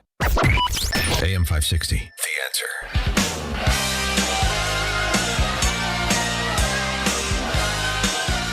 I mean, this is quite the headline from state-run media. WBEZ, just on the immigration issue. I mean, the angles they take, really something. I mean, just shameless. Listen to this. No recess, lockdowns, less learning. How immigration agents disrupted CPS schools this fall. Oh, my gosh. So the people who brought you 2 years of the schools being on lockdown, destroying the social, emotional, intellectual development of kids for 2 years, really plus, during COVID, are wringing their hands over some schools that chose to go on lockdown when there was federal law enforcement action, against adults going on in the streets of Chicago. And by the way, there still is. Oh, man. They are. This is why I so appreciate the Babylon Bee, because it is so difficult to satirize the left these days. Coming up at 6:36, an illustration of how it's done. Letting someone talk their way into a corner. Peter Boghossian, who was part of the Grievance Studies hoax with James Lindsay, and a former philosophy professor at Portland State, queries a budding leftist intellectual on campus about this claim of systemic racism in America. This is how you do it. We'll have it at 6:36. Now we check the headlines. Good morning. It is 30 degrees here in Chicago on AM 560, The Answer. I'm Stace Keene in the QC Kinetics newsroom. A man has been listed in fair condition after being stabbed while he was riding the CTA Green Line last night. Police say the 44-year-old male victim was riding on the train when a male suspect came up to him and started stabbing him with a sharp object. The victim was transported to an area hospital. Police have no suspects in custody at this time. A body was pulled from the Chicago River on Thursday. Police say the body of an unidentified female was discovered just before 1:30 on Thursday afternoon. The body was recovered from the water by the CFD Marine Unit, the investigation continuing. And Navy Pier is set to become the official beginning of the historic Route 66. The famous highway is celebrating its 100th anniversary this year, and they'll do so with a ceremony on March 25th, which will officially decree Navy Pier as the beginning of the Mother Road, which travels from Lake Michigan to Santa Monica Pier in Southern California. This report is a service of AlmostFreeTeeth.com. Think full mouth dental implants are too expensive? Think again, not at AlmostFreeTeeth.com. With medical insurance, you could save thousands and receive your finally affordable dream smile. Check if you qualify today at AlmostFreeTeeth.com. A check of the roads is coming up in 2 minutes from AM 560, The Answer. If you listen to the mainstream media and the Democrats, you'd think it was a sin to be black and conservative. Well, John Anthony blows up that perception every week on Black and Right. Join John tomorrow afternoon at 4 when he pushes back against the left and its regressive, progressive agenda that tries to dictate how people should think or feel about politics. Listen to Black and Right tomorrow afternoon at 4, right here on AM 560, The Answer. When someone you love is living with memory loss, finding the right care isn't just important, it's everything. At Terra Vista of Oak Brook Terrace, memory care isn't an add-on, it's all we do. When Mom moved into Terra Vista, everything changed. She's safe, engaged, and surrounded by people who truly understand dementia. And I finally get to just be her daughter again. Terra Vista was built specifically for caring for those with Alzheimer's and other types of dementia, with secure indoor and outdoor spaces, innovative therapies, and a community that feels like home. Residents stay active, connected, and respected every single day. And the best part? Mom can live with dignity, and I have peace of mind. If memory care is in your future, choose the community designed for it. Choose Terra Vista of Oak Brook Terrace. Schedule a tour today at terravista.org. Again, that's terravista.org, and tell them AM 560 sent you. Terra Vista, where memory care lives. Wesley Financial Group is not a law firm. Ask yourself this question. Is it really worth holding on to that timeshare that you know you need to get rid of? Here's the truth. The average maintenance fee just went up over 17%. That could have been 117%, and there's nothing you can do about it. When you buy a timeshare, you give them a blank check for annual maintenance and assessment fees. I'm Chuck McDowell, founder of Wesley Financial Group. For 15 years, I've helped over 50,000 families cancel their timeshare. Not sell it, not transfer it, cancel it. Did you buy a timeshare because they told you it was a great investment and your maintenance fees would never go up? That's a lie. Are you ready to get rid of your timeshare once and for all? Simply call us and I'll send you our timeshare exit kit that explains all your options for cancellation. Call Wesley now for your timeshare exit kit. 800-366-6161. That's 800-366-6161. 800-366-6161. Eggland's Best. The only eggs with more fresh and delicious taste, plus superior nutrition. Eggland's Best. Better taste, better nutrition, better eggs. Taking a look at the roads from the Team Hochberg Traffic Center, I'm Sue Aller. Jam-packed on the Kennedy Express lanes northbound, right at North Avenue and Division Street, all because of a crash at Division Street. It is just stop and go, but the main roadway is just 9 minutes inbound from Montrose to the Burn Interchange. Outbound is 8. You're looking great on the Edens from Lake Cook to Montrose, just about 15 minutes both ways and 14 minutes in both directions on the Eisenhower from Wolf to the Old Post Office. Inbound Stevenson is 27 minutes from Veterans Memorial to Lakeshore. Outbound is 22. 15 minutes inbound on the Dan Ryan from 95th to the Burn Interchange. Outbound is 11. This report is a service of Discover. Guess what? Discover's accepted at 99% of places that take credit cards nationwide. You heard right, 99%. If you don't think so, maybe it's time to face facts. You're stuck in the past. Based on the February 2024 Nielsen report, learn more at discover.com/credit card. Chicago's Morning Answer continues next, but now the latest forecast from the Air Right Heating and Cooling Weather Center. Today will be mostly sunny with a high of 53. Tonight will be clear with a low of 31. Tomorrow, expect intervals of clouds and sun with a high of 51. Sunday will bring plenty of sunshine with a high of 56. I'm meteorologist Jason Caterina on AM 560, The Answer. Get the latest weather, traffic, and news updates online at 560theanswer.com. Now, from the Signature Bank Studios. Only the biggest stories, only the biggest guests, and only the biggest opinions. This is AM 560, The Answer.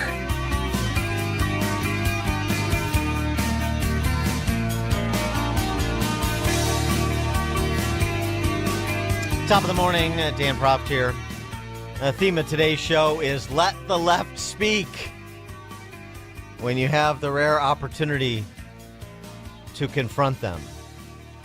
And so I wanted to provide an example, and it's a timely one. These issues have maybe moved down off the top of the page, but they haven't gone away.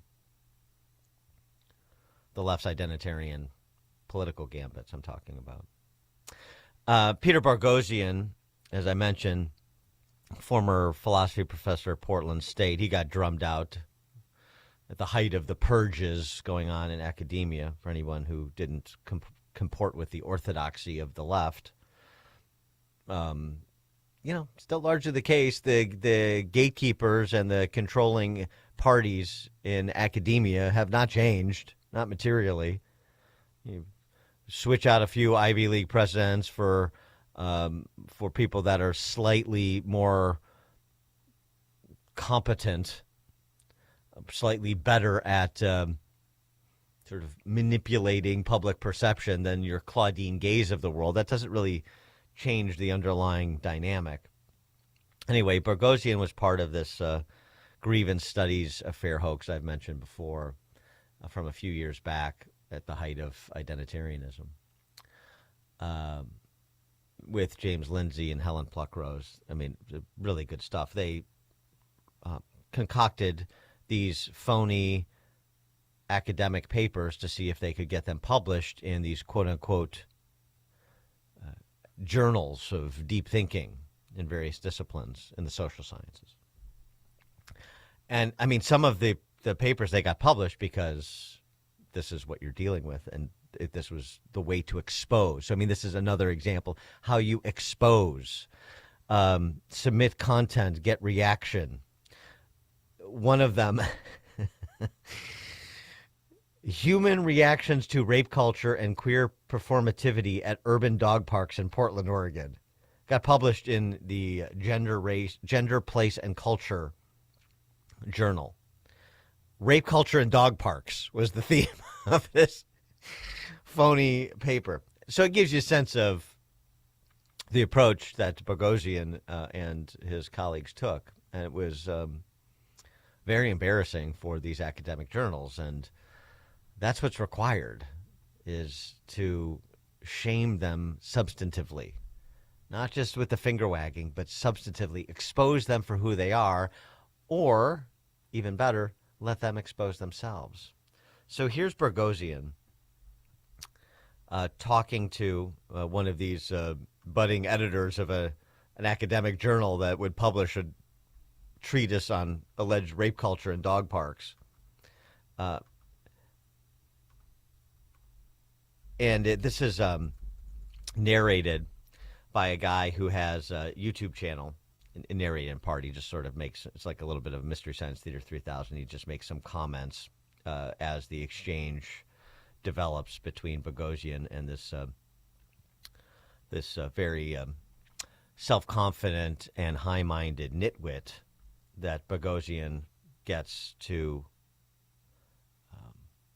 develop his claim that systemic racism is something that afflicts America to this day. The guy's name is Warren Smith, who you'll hear making comments as the exchange develops. Take a listen.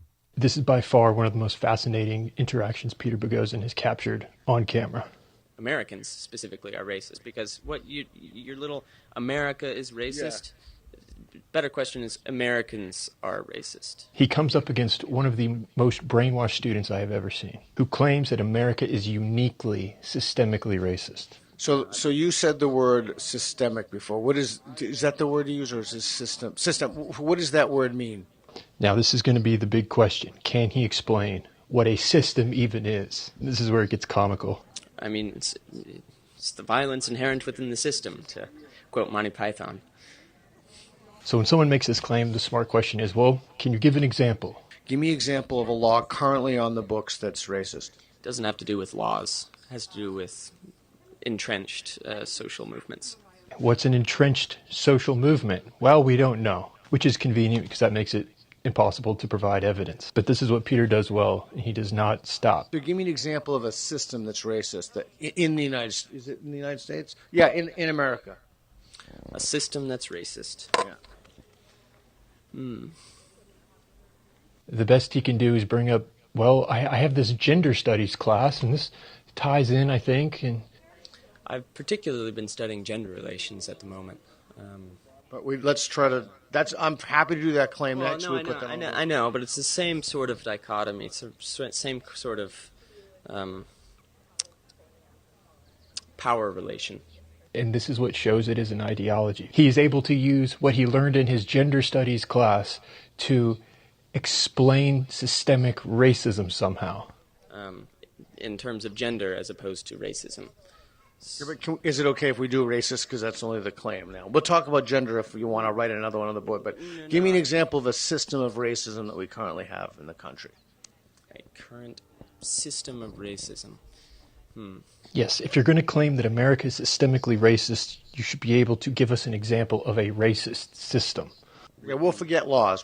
Just give me a system. It's more just how people act with each other. So, like, literally what she's described earlier, this sort of circumstance in which somebody... Her friends. Yeah. How is that a system? Because we're in a system. Humans are systemic. So people cause systems, and systems cause people. People cause systems, and systems cause people, okay? So the natural question would be, what is a system still? Culture, or the way we act, sort of determines what the system is, or what laws are, which you seem to be hung up on. I threw the laws out the window. I'm just trying to figure out what the definition of a system is. You also can't throw it out. It's just a matter of direction. We'll bracket it, but I'm trying to figure out when someone says a systemic thing. She did not say that. You said that. I'm trying to figure out what you mean by that, because I am not clear. Well, I mean, she brought up, for example, the police. It's not that they have laws that direct them to be racist. It's that internally, somehow, people are racist, which determines behavior in any given circumstance. Like, if police stops a white person, they're less likely to arrest them than with a black person. If a crime has been committed, you're claiming they're less likely to arrest them for that crime if they're white. Where are you getting that from? You might call it even individual, but it's everybody does it. If everybody does it, how is it systemic? Is that what you mean by the system being racist? It's populated by people who hold racist. Is that what I'm trying to figure out what the word means?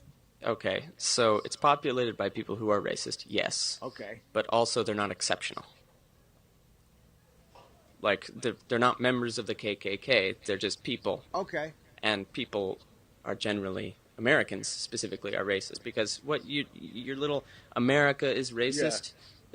Better question is, Americans are racist. What makes Americans uniquely racist versus all other people in the world? I'm trying to, and I don't mean to linger on this necessarily, but I think it's so important to understand what you mean when you say it's a system. Okay. All right. It's a system. And you still can't tell us what a system is. Does that mean that the system is acting against black people, or individuals within the system? Because that's an extremely crucial distinction. Okay, so individuals within the system that are not exceptional. So they constitute the system. So, like, it's not members of the KKK that are joining the police because they're racist or whatever. They constitute the personnel who are members of the system, but they are not the system. Yeah, but they are. Peter, bless him, is still trying to figure out what a system is. This is the best you can do. Continue to ask. People make up the system. And it goes on from there, and it's just the circular way. But that's how you do it.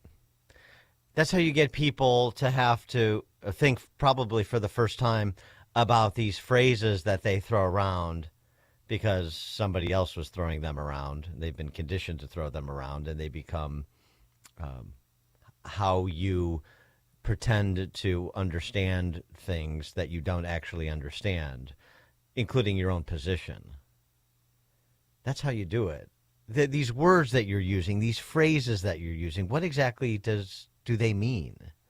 And you don't let them off the hook. You got somebody that is engaged, and they're trying to, doggy paddle their way to shore, and you don't let them go. And by the way, this issue, text 24/7 almost sounds like a Kamala dialogue. Yeah, well, she's a good example of it too. Right. Yes. Having to, what's there's so many. What's her phrase? Having to, release what was, or something like that. You know what I'm referencing. I don't have the exact phrase, but it's that same mindlessness. Systemic this. Right. But the implications are really important, as Boghossian said, because that's how policies like DEI are justified. Oh, and they turn out to actually destroy a real system, like our system of governance in a free society, and the mediating institutions that are central, that are foundational for a free society. And just point of order, as I said, this has not gone away, even though we perhaps talk a little bit less about it. It's not as pronounced. Stanley Goldfarb, who has been on this beat for, at least a decade, I've been reading him. He's a former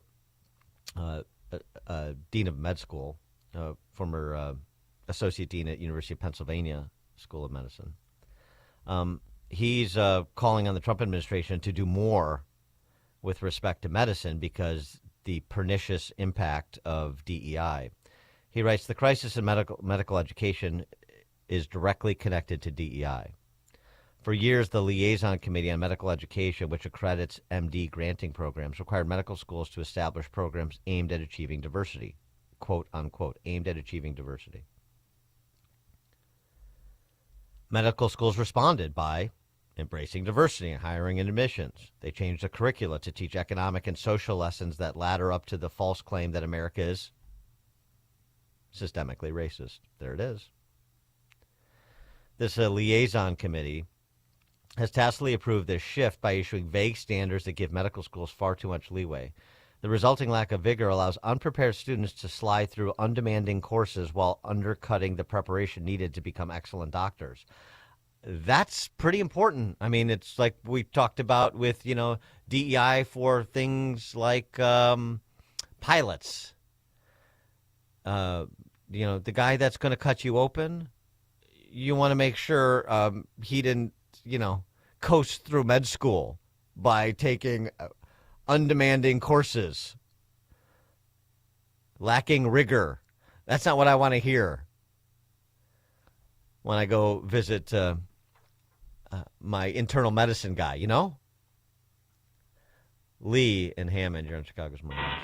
Yeah, to me, the whole idea of e pluribus unum, that idea is dying. Most countries in the world don't live under that code. It's like, if you don't look like me, if you don't have my culture, my values, we cannot live together. And it's just a breakup of America. That seems to be the way this thing goes. Well, I think so that some of what you're talking about is symptomatic. So what's the underlying malady? And I think Boghossian provides a nice illustration of what I believe the underlying malady is. Oh, yes, text 24/7. Unburdened by what has been. That's what it is. Unburdened by what has been. Yeah. So many Kamalisms. She just hasn't been, omnipresent like she was. I miss her terribly. Dan Proft, Chicago's Morning Answer. Before you see it on TV, share it on Facebook, or read about it in the paper. Hear it here first. This is Chicago's Morning Answer on AM 560. The Answer. Did you know a will alone does not keep your family out of court when you die? The court still has to approve your will, but get a living trust, and your estate can be settled clearly without issue. Talk to the attorneys at Naumann & Associates. They prepare wills and trusts for a flat fee, no surprises, no hourly rate. With decades of experience, they know the law and offer a free consultation. Contact Naumann & Associates in Elk Grove Village, nalawgroup.com. Call 847-593-8777. The following is a paid political announcement. Stay tuned for a special message from Angel Dad Joe Abraham about his daughter Katie.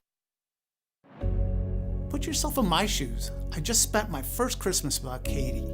My daughter was murdered by an illegal immigrant Governor Pritzker protected. Imagine her final breaths, knowing that you would have given your life for hers, but you didn't have the chance. Put your child in Katie's shoes. Think of the unfulfilled dreams, the unrealized joys, and the permanent loss.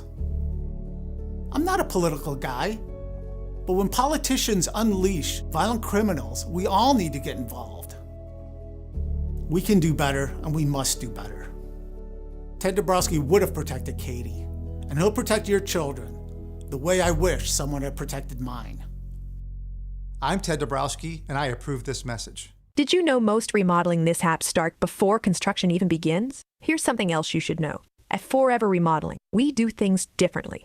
Every kitchen, bathroom, and basement project starts with smart planning, detailed 3D designs, a clear scope of work, and accurate pricing, all sorted out before you get started. No surprises, no stress, just beautiful results. Done right the first time. Visit foreverremodeling.com. That's the number 4, EVER, remodeling.com. And schedule your free in-home consultation today. Crime is already skyrocketing in 2026. Now, you may already own a firearm, but before you face the financial, the legal, the emotional weight of pulling that trigger, there is new technology, a smarter option. It's non-lethal, BYRNA.com.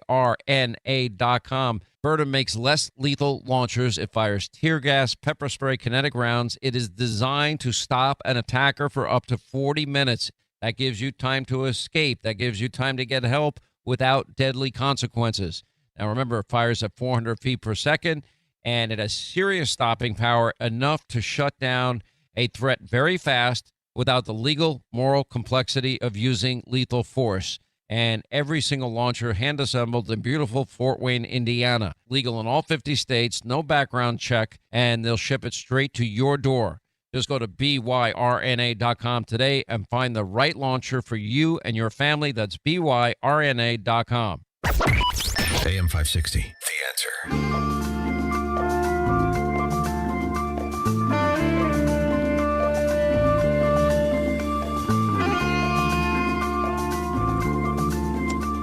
Top of the morning, Dan Proft. I've been able to go this entire week without mentioning the case of Savannah Guthrie's missing mother, which I think deserves a pat on the back, so I'm giving myself one. But I will address this part of it. I mean, I don't know if people are obsessing about this who listen to this show. I can't imagine. I mean, I want mom returned home safely just like anybody else, but the feeding frenzy around this is over the top. But something else, too, the reporting on this, again, like WBEZ talking about school lockdowns, this is presented without irony. A good example of the latest controversy surrounding this investigation into Guthrie's disappearance. Now, this is Jonathan Hunt from Fox News reporting, but it's the same story everywhere. The controversy between Pima County Sheriff's Office and the FBI. And according to our sources, Jesse, what has happened here is the FBI wanted to send DNA and a glove found inside the house to their lab at Quantico, Virginia for testing. The sheriff here, the Pima County Sheriff, insisted instead on sending it to a private lab that is based in Florida. Now, obviously, you would think that there is nowhere better in the country, never even in the world, than the FBI's lab in Quantico for that kind of testing. But I think the bigger headline than the infighting here, Jesse, is the fact that they found a glove inside the house. Now, we don't know, of course, at this point where that glove came from, but clearly they feel it was important enough to be sent away for testing along with DNA samples they found in the house. So that is the biggest thing coming out of this breaking news tonight. Investigators found... Yeah, right. If it doesn't fit, you must acquit. Right. Pima County Sheriff's Office and the FBI not working together. That's a story. Huh. Presented without irony from the D.C. Press Corps. So what you're saying is you would like to see federal and state and local law enforcement work together. Well, are you the same outlets that run interference for all these sanctuary city and state politicians? Or do I have you mistaken? Pima County and the FBI have a disagreement, but, why isn't law enforcement working together? Why aren't they working? Why isn't there more progress with this investigation? Why hasn't Mrs. Guthrie been found and so forth? They just can't sort of apply a standard across the board. They're just incapable of it because they're without standards. But I don't know. That was one angle that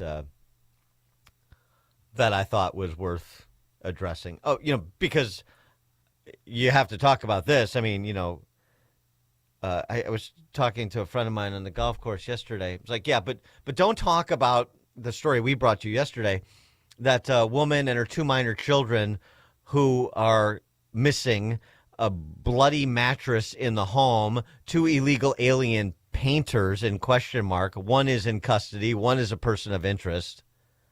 Anybody talking about those missing, the missing mom and her 2 kids in Alabama? My friend's like, oh, I didn't hear that story. No, of course not. Of course you didn't hear that story, because it's, wall-to-wall team coverage of people walking around the grounds of Mrs. Guthrie's home and having former law enforcement and clairvoyants and people with 1-800 numbers come on and speculate about what could or could not have happened and who the kidnapper may or may not be. I mean, honestly, it's really something.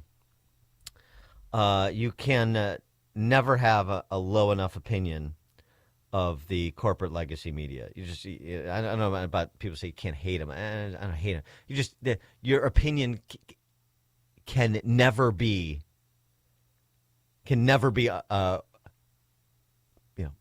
low enough of their general professionalism. All right. It is now 7 o'clock on AM 560 WIND Chicago. Another partial government shutdown looms at midnight. I'm Dave Anthony, Fox News. This only affects the Department of Homeland Security because funding runs out for much of DHS. Democrats, including Senator Chris Murphy, blocked new money, demanding immigration enforcement reform. If the agency starts behaving lawfully, if they start obeying the Constitution, then we can get back on the same page. This is an exceptional moment in this country's history. And though ICE operations are already funded, the consequences of a shutdown hit federal employees at a range of agencies. Republicans say you could see an impact at the airport or in disaster recovery zones. Tens of thousands of employees at FEMA and TSA may need to work without pay for the 3rd time since October. Fox's Chad Pergram at the Capitol. They have found a glove inside Nancy Guthrie's home, and on day 13 of the search for her, the FBI says the masked man in gloves seen on video around the time of the 84-year-old's kidnapping is 5'9" or 10. Reward for the information leading to an arrest has been increased to $100,000. The suspect is also believed to be carrying a backpack called an Ozark Trail Hiker backpack. The FBI believes that is what he was carrying that night. Fox's Matt Finn in Tucson, Arizona. We will be less safe, less healthy, and less able to fight climate change.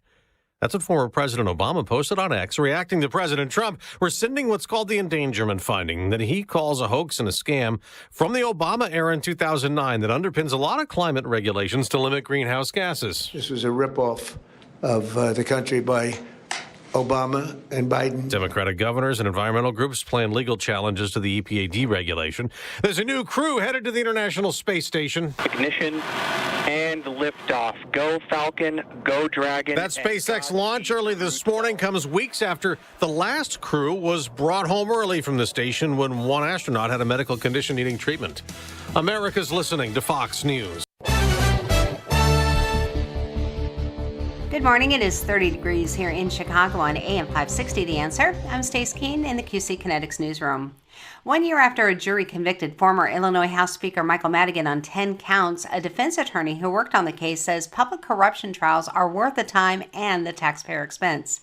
Jim Talamonte reports. After a trial lasting more than 4 months, Madigan was found guilty of bribery, conspiracy, wire fraud, and use of a facility to promote unlawful activity. Attorney John Mitchell represented Madigan's co-defendant, Michael McLean, who was not convicted. Mitchell said it is worth the taxpayer expense to go after public corruption, even though he felt the allegations against McLean were wrong. I believe it's had a positive impact on kind of how government works in Chicago and in Illinois. University of Illinois Chicago political science professor Evan McKenzie said the Supreme Court has made it harder to sustain corruption convictions. The jury may not have been instructed correctly under the existing law, and if that is the case, then it would all be for nothing. It would all go down the drain. A man is in fair condition after being stabbed while he was riding the CTA Green Line last night.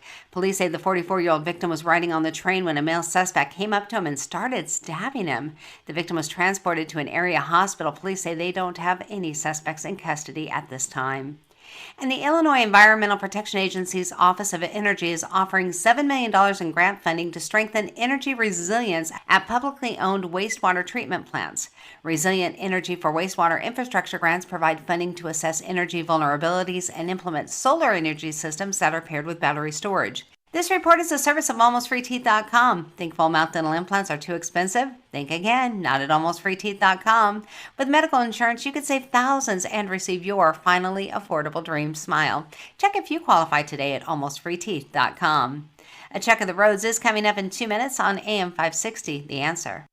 Catch more money with leading economist Steve Moore. I'm excited about America. I think things are going really well. I think we've turned a corner here. I think Biden economics is well behind us now. This is a miracle what's going on here. If anything, it's better than I thought it would be. So many good things happening in the economy. Low inflation, low unemployment rate, consumer confidence up, business confidence up. All of the indicators are pointing north right now. It's More Money, Saturday at 3 on AM 560. The Answer. This President's Day, Pure Talk is honoring Jackson and Lincoln by offering unlimited talk, text, and plenty of data for just $25 a month. Meanwhile, Big Wireless is honoring Ben Franklin by charging families hundreds of dollars for the same 5G coverage. What? Franklin wasn't even a president. Hang on to those Benjamins. Dial pound 250, say Mike Rowe, and save 50% off your first month. That's pound 250, Mike Rowe, to switch to an American wireless company that's truly unprecedented. Pure Talk. Do you struggle to fall asleep or stay asleep in a traditional bed? Experience Zecliner, the revolutionary recliner by FlexSteel. The Zecliner was engineered with restful sleep in mind. A healthy life starts with a healthy night's sleep. Zecliner is more than just a recliner, featuring custom power adjustments like recline, headrest, lumbar, heat, massage. It's a personalized comfort experience. Zecliner is a sleep solution backed by FlexSteel's durability that you can trust, delivering unmatched comfort, technology, and support. Discover the Zecliner by FlexSteel at Steinhoffel's. Making the switch to a new communications and IT company may seem like a big ordeal, but if you're not getting the reliable support, consistent internet, and secure solutions your company needs, meet Access One, your local Chicagoland IT experts. Access One has been powering Chicago businesses with secure, reliable IT solutions for over 30 years from our headquarters right here in the West Loop. Whether it's VoIP phones, dedicated internet, managed cybersecurity, cloud backups, or 24/7 support, Access One is here for you. Serving thousands of companies from Naperville to the North Shore, Access One is Chicago-owned and Chicago-run, a trusted IT partner for law firms, clinics, tech startups to manufacturers. We'll make the switch easier than you think. Let's talk. Call 800-654-1555 or visit accessoneInc.com. Rated top 5% in customer satisfaction and a Better Business Bureau A+ rated business. That's accessoneInc.com. Tech made personal, locally.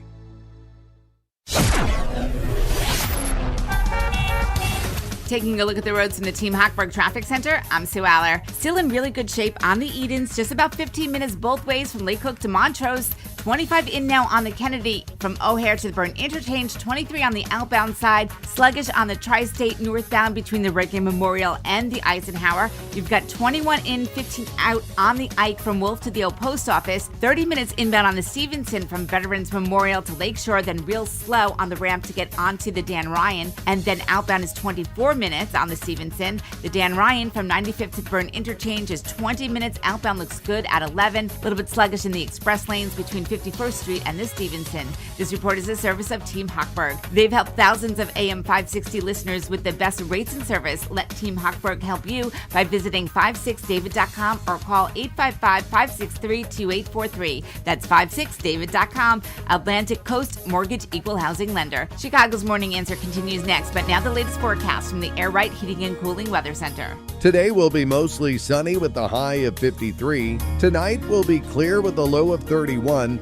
Tomorrow, expect intervals of clouds and sun with a high of 51. Sunday will bring plenty of sunshine with a high of 56.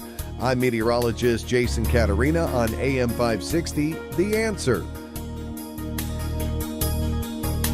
Get the latest weather, traffic, and news updates online at 560theanswer.com. This hourly segment is brought to you by The Real Story with Jeannie Ives and Amy Jacobson. Heard weekday mornings at 11 on AM 560, The Answer. Now, from the Signature Bank Studios, this is Chicago's Morning Answer with Dan Proft on AM 560, The Answer.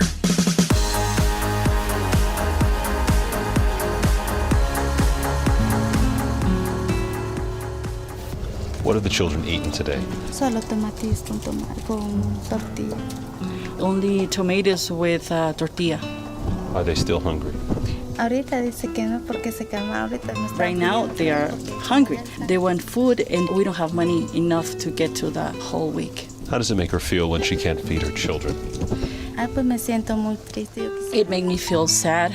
Sometimes I get in my room by myself and I cry. I wonder how can I make their life better and have more money in order to give them food. I don't want my sons and my daughters to suffer. That's the work that Food for the Poor does to reach people that are in dire straits with suffering from life-threatening hunger and thirst. Our Food for the Poor campaign is nearing its completion, and we're about $10,000 away from our goal, which is just a few business benefactors, for example. The campaign ends this week, but we'll still take donations after, of course, because we want Food for the Poor to do the good work they do with as much support as we can give them.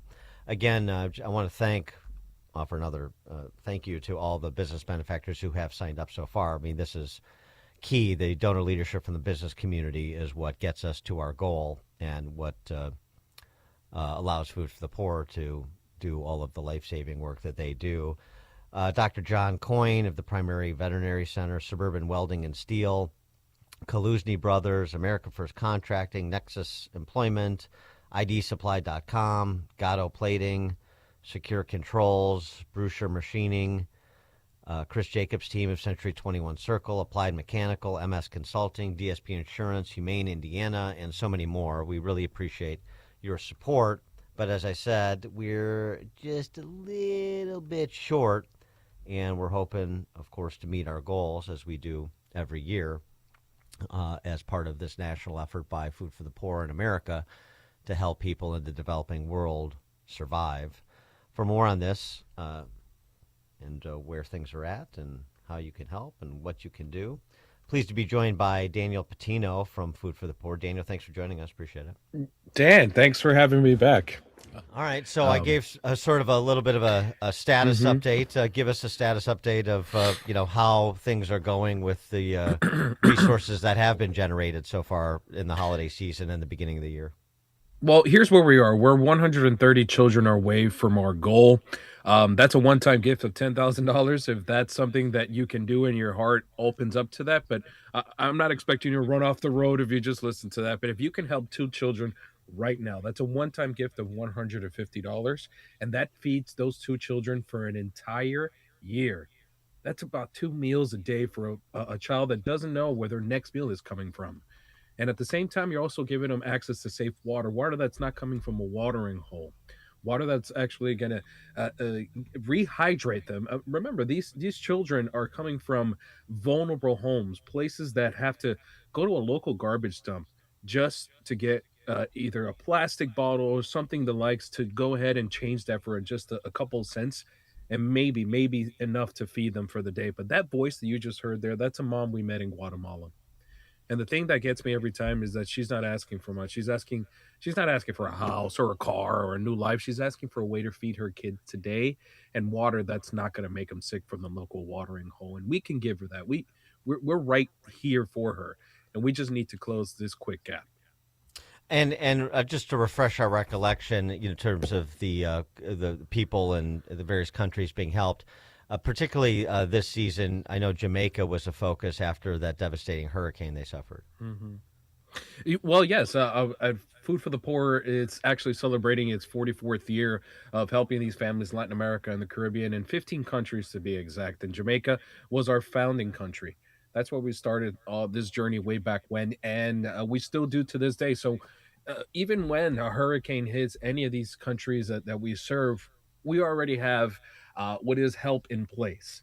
We just need to react as soon as these pretty much these hurricanes are already on the map, or you see them on TV. We already have all these things in place. And what happens after the storm? What happens to these families once those storms are already out of the media? What happens when those storms are already out of the way? Well, we could still step in with the help. And that's why we're talking about today, that if there is still food, there is still water that we can give these families even after these storms pass. Because I live down here in South Florida, and when the storm hits, we practically already have a safety net, which is the shops open up with a couple more things. Some of the gas stations, they'll provide some help for you. But what happened in these countries in Latin America when there is no safety net? Some of the folks that we serve are about 3 hours, 4 hours away from the city, from help in a rural town that doesn't show up on a map. But Food for the Poor does get there, and that's why, again, this is where we're asking you, how can you help? How many children can you help today? Right now, like I said, $150 buys food and clean water for 2 kids. Not helps with, it provides, it directly gets that help there. And $300 does that for 4 kids. And that's the math. It's not complicated, folks. It's just arithmetic. And right now, we need about 67 people to give $150 each. Now, I'm not telling you to do any math, but that's why I keep saying that number, because we're just right there. And this is not a mountain or a something that we can't get over. It's a very climbable hill. So once again, you can log on to 560theanswer.com. There's a blue Give Life banner there for Food for the Poor. Click on that banner, and it takes just about 2 minutes to save a life. You are saving a life. This is that one little push these families need to transform their lives and break that cycle of poverty. That's what we like to do here at Food for the Poor. Right, and the business benefactor program is $2,500 donation, tax deductible. We at AM 560 give you 40 one-minute commercials to run on airwaves during broadcast hours, and you can enroll in that program like so many of those businesses I mentioned. Well, all the businesses I mentioned, and so many more businesses, by going to the website as well, 560theanswer.com/food for the poor. Just Daniel, again, for the purposes of resetting, refreshing our recollection, because we haven't spoken with Food for the Poor in a little bit. I know, a 5-star Charity Navigator, more than 90 cents of every dollar goes to the actual clients here, so very low overhead, which is great. But just explain to people how you do what basically no other NGO can do. You described areas that are devastated, difficult to reach, unstable governments like Haiti, and yet you still are able to get food and water to people in dire straits. Well, we have vetted partners on the ground. Food for the Poor serves in these countries with community leaders, pastors, people who know these families throughout the generations that are living there. So we just don't go in, drop some type of help, and then we leave. No, that's not how this works. We actually empower the folks that are already on the ground, and they know the dire need more than we do from our headquarters here in the States. So that's what we're trying to get to today. Here's what happens if we don't get to that goal here on the weekend. Our partners on the ground, they already have the trucks loaded. Water projects are ready. Food supplies is there. They're just waiting on us. And if we don't deliver that funding, those trucks don't roll, those wells don't get dug, and those kids just have to keep walking hours for water and go to the local garbage dumps just for their food. And that's the part that I don't want to tell the partners, right? We almost got there. We almost made it, but we couldn't finish. Well, almost doesn't feed a child, Dan, and close doesn't really hydrate a family. And the only thing that works is delivery, and delivery requires us to finish this. So like you mentioned, Saturday night is the door closes, is when this campaign ends, but there's still a chance to give if you can't. But this is when it really comes to an end. We that funded so far, we can get stuff delivered, but we need to reach that one more child, that one more family, and we just don't want to leave this on the table. And that's just the truth there. And again, if you have a chance to log on to 560theanswer.com, click on that blue Give Life banner. You are giving life to a child right now that doesn't know where their next meal is coming from. And if you'd like to speak to somebody on the phone, how we usually, I call it the old school way. Well, 844-862-4673, 844-862-4673. And if I said that too quick, well, once again, you can log on to 560theanswer.com, and the number is going to be right on top of the page. Yeah, and for the Business Benefactor Program, I should have mentioned, you call our general manager directly. His name is John Gallagher. 847-472-8950 is his number. John Gallagher at 847-472-8950 to join those other enlightened businesses that I mentioned, part of the Food for the Poor program. And one other thing, Danny, too, I just wanted to emphasize, I sort of said at the outset, but, this is not just a Chicagoland thing. This is a national campaign, and it's, markets like ours that are just doing our part as part of this larger national campaign to provide this international relief.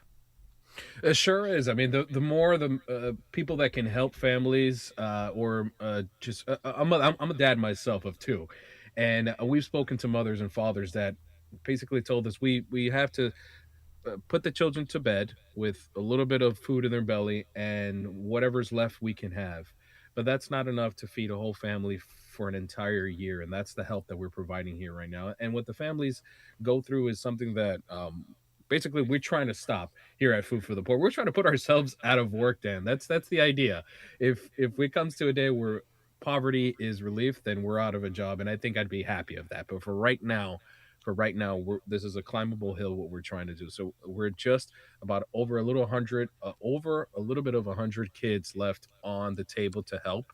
So here's what I need. I need that person who's listening, who's been thinking about it, who's maybe even said to themselves, I should do that. I need to stop thinking and just do it. So you don't need more information. You've heard the mother's voice there, and you know that $150, one-time gift of $150 can do. So you know also that this Saturday is the deadline. Now, it's up to you, and here's how simple I can make it. You can pick up the phone and call 844-862-4673, and you can tell them, I'm closing the gap.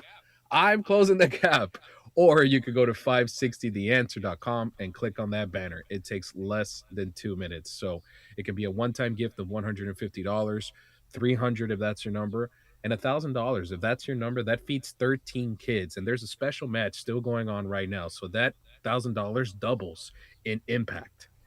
So again, whatever works for you, whatever feels right, don't wait till Saturday. Just wish you can do it today. Great. Daniel Patino, Food for the Poor. Daniel, thanks so much for joining us. Appreciate it. Dan, I appreciate you. Seriously, thank you for having our back here. And here's the thing, Saturday night, this is the end. So that mom is still going to be there. Her kids are still going to be hungry, and that water walk is still going to be hours a day. So again, you have the number, you have the text line, you have the website, and we have a couple days to do it. Thank you, Dan. Thank you. Hear about the big stories of the day, then talk about them right here on Chicago's Morning Answer on AM 560. The Answer.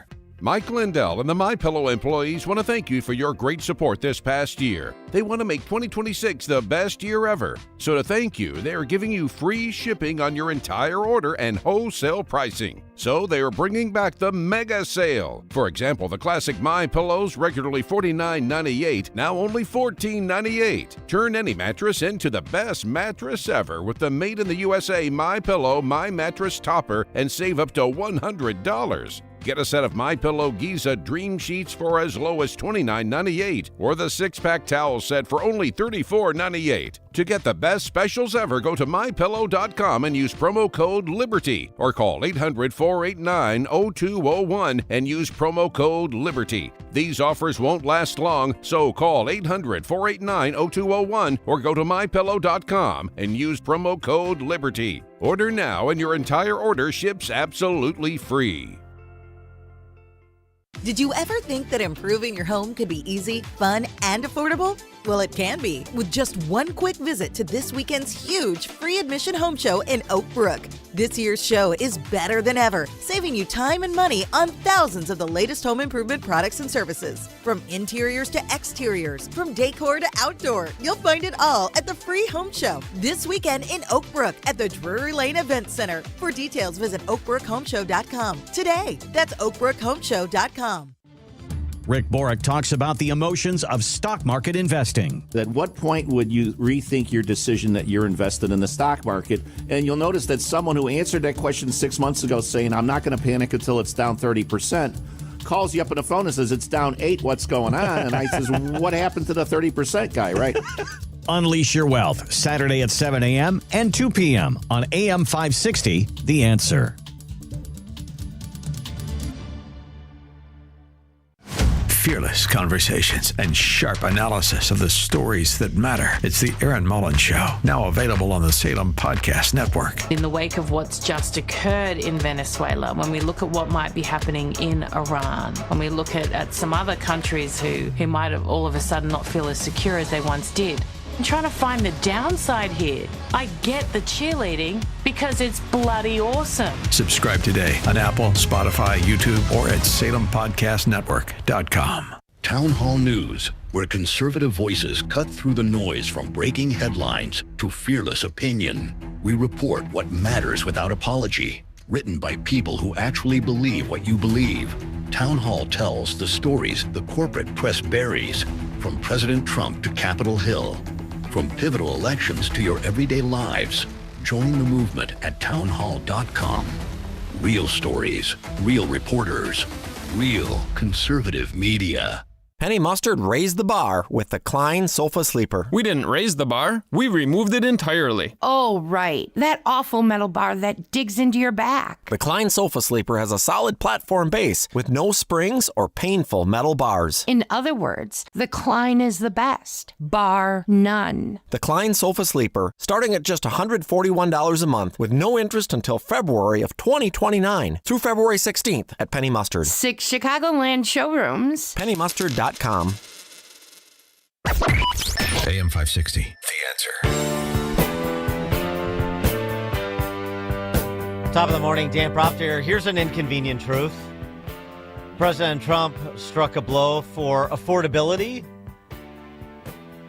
and energy self-sufficiency yesterday, calling a rescission of the endangerment finding issued by Obama in 2009, the largest deregulatory action in American history.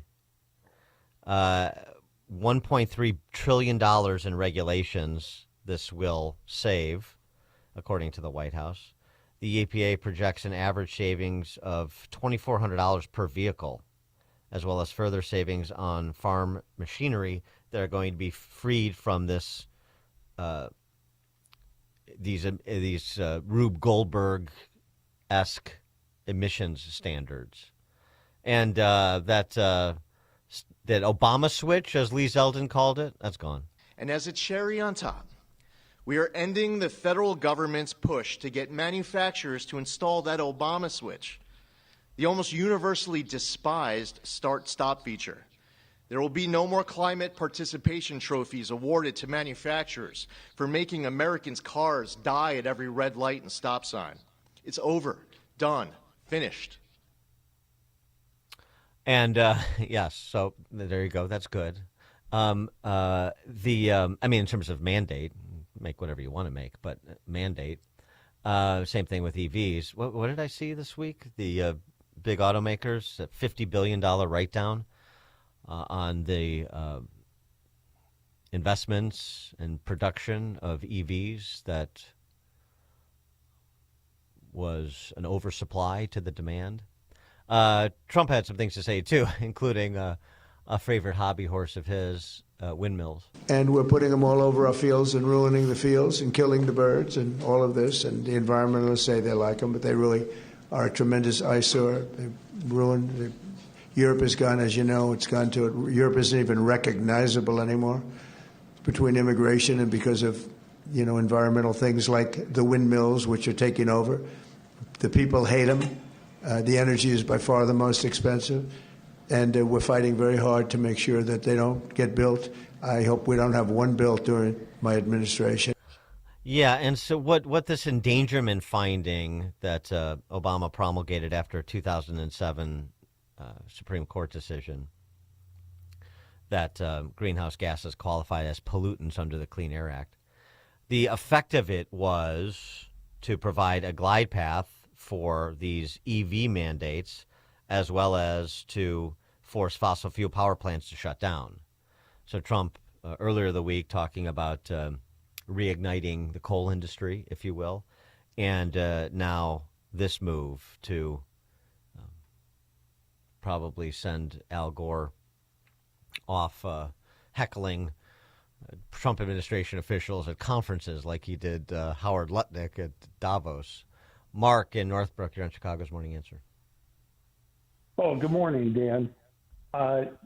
Just wanted to offer praise for your bringing food to the poor to our ears. Been a lifelong social worker and contractor in Chicago. So my family and I, we've been boots on the ground.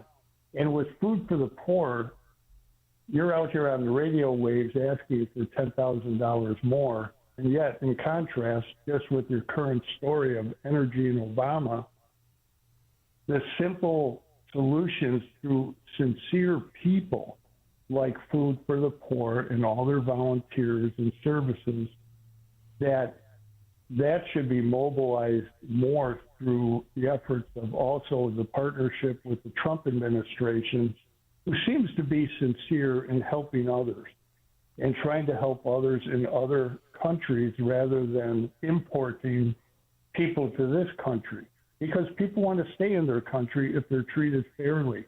Mm-hmm. So that is my comment I wanted to offer.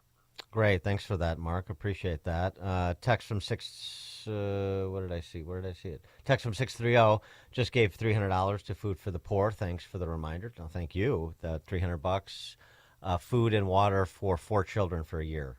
That's the impact a relatively small amount of money to most of us can have. I mean, that kind of impact for those kind of dollars is pretty eye-opening, isn't it? All right, coming up at 7:37, we'll mention a Supreme Court decision. Nice segue to Jonathan Turley. Yes, we're going to talk to Jonathan Turley about lawfare, federal immigration law enforcement, maybe a recent hate crime hoax he wrote about. Jonathan Turley, 7:37. Now we check the headlines. Good morning. It is 30 degrees here in Chicago on AM 560, The Answer. I'm Stace Keene in the QC Kinetics newsroom. 2 Pakistani nationals have been charged in Chicago with participating in a $10 million scheme to fraudulently bill Medicare and private insurers for non-existent healthcare services. Burhan Mirza and Kashif Iqbal are charged with multiple counts of money laundering and healthcare fraud. 3 alleged co-schemers pleaded guilty to healthcare fraud, and they are awaiting sentencing. Illinois is one of 4 states that are suing the federal government over the Office of Management and Budget's directive to cut more than $600 million in Centers for Disease Control and Prevention grants. Illinois Attorney General Kwame Raoul and attorneys general from California, Colorado, and Minnesota said in their complaint that the funding cuts to public health infrastructure would be devastating and that they're based on unrelated topics such as federal immigration enforcement, political protests, and clean energy. News is a service of the Chicago Wolves. Chicago Wolves hockey returns to Allstate Arena on Saturday, February 14th with the Wolves' annual Faith and Fellowship Night and Teddy Bear Toss. Join the Chicago Wolves for some fun hockey when they play the Colorado Eagles, and stay for the post-game Faith and Fellowship Q&A with Wolves star Josiah Slavine. A check of the roads is coming up in 2 minutes on AM 560, The Answer.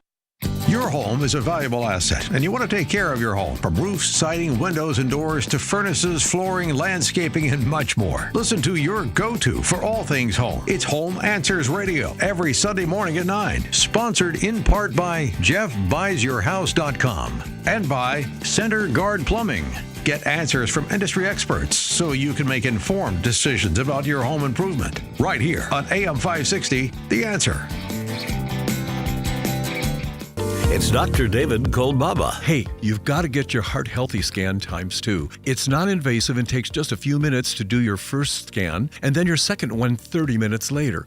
This Heart Healthy Scan is so amazing because you get your first scan, and then we determine where you're nutritionally lacking, and we'll give you the necessary nutrients. Then we retest. You'll leave your 1-hour appointment with more than just the test findings. Nope, you will leave with noticeable improvements in your heart rate, rhythm, and tone. You know, we've performed thousands of these Heart Healthy scans and have witnessed improvement on every single scan. And so sad to say that ours is a land of deadly heart disease, as you know. So what are you waiting for? Reserve your Heart Healthy Scan ×2 today. Our HealthQuest radio hotline is 800-794-1855. And remember, you don't have to have a heart condition to begin taking better care of the only heart you'll ever have. Call now, would you? 800-794-1855. It's HealthQuest Radio this Saturday morning at 11. Whether you are old or young, no one likes to lose money. The market is at an all-time high. How much risk does your portfolio really have in it? Are you worried that you could lose your hard-earned money? Call TJ Stearns in Arlington Heights at 800-640-2256 for your free risk report. Call right now and we will include a full analysis of your portfolio. Don't wait until it's too late. Call TJ Stearns, a local and longtime sponsor on AM 560. Call 800-640-2256. Call now and tell him AM 560 sent you. File with TurboTax on Intuit Credit Karma. They help you get your biggest refund, and then they help you do more with it. Start filing today in the Credit Karma app. Hey, it's Mike Gallagher, hoping you'll join me on the unforgettable Gulf of America cruise happening in November of 2026. Imagine this: turquoise waters, white sand beaches, incredible food, insightful conversations about the future of America. Scott Jennings and I will be your hosts. We'll dive into the issues shaping America as we cruise through some of the most stunning destinations while honoring the 250th anniversary of our nation. Book your cabin today. Text the word cruise to 94878. Text cruise to 94878 or visit MikeOnline.com. The following advertisement includes a celebrity impersonation. Let me tell you, Chicago gets cold, very cold, and they love me in Chicago. The fake news isn't reporting it, but it's true. And you can't have your furnace fail in Chicago. That's no good. That's when you should call Air Right Heating and Cooling. The technicians, beautiful people. You're freezing, everybody's freezing. They show up fast, know what they're doing, and get the heat back on quickly. Air Right Heating and Cooling offers 24/7 service throughout Chicagoland. A broken furnace in Chicago is like living in Greenland. And believe me, I know Greenland. Very cold, lots of ice. These guys install the best furnaces. Frankly, it's not even close. Even Rosie O'Donnell would say I'm right,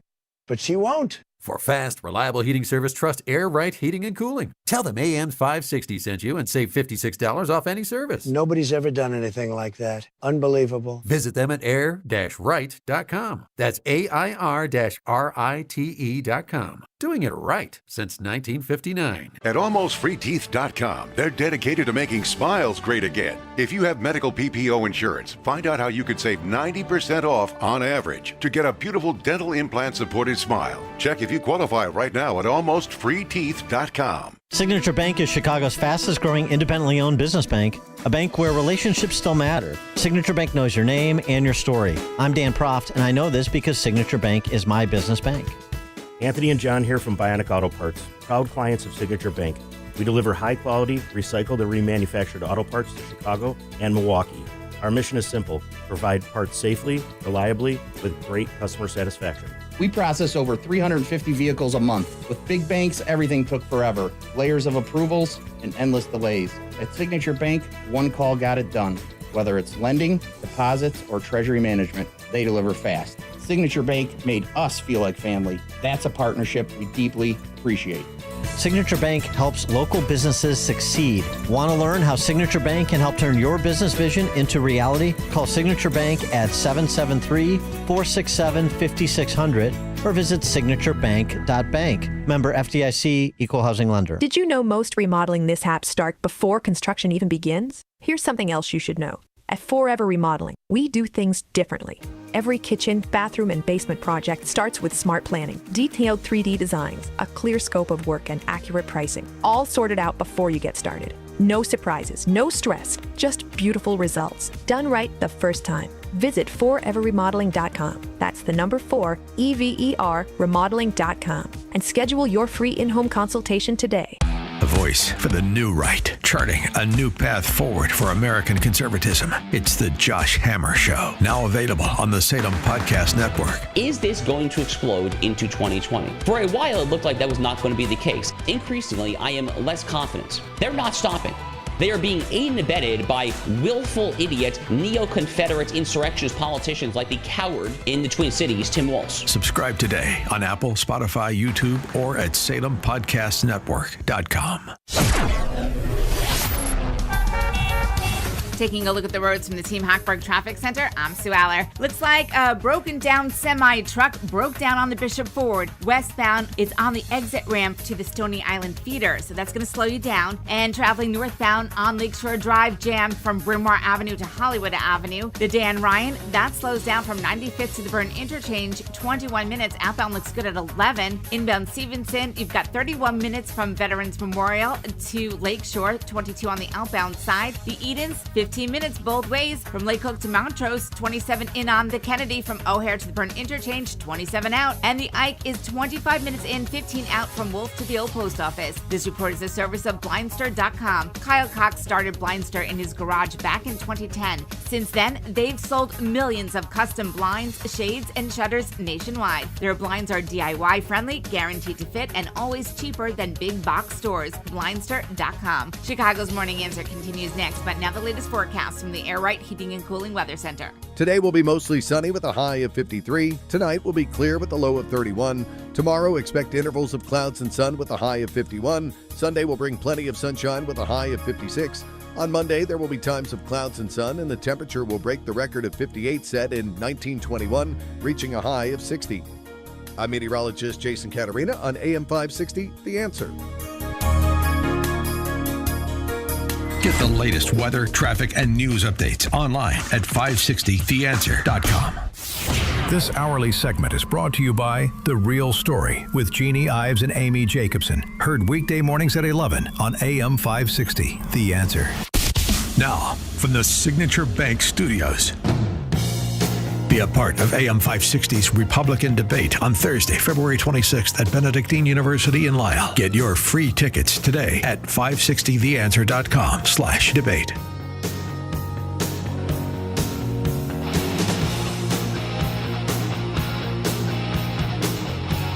Top of the morning, Dan Proft here. For those skeptical of the claim that the modern left is a revolutionary movement, I introduce into evidence Jean Wu.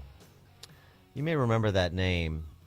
Jean Wu is the House Minority Leader in the Texas State House. Texas State House.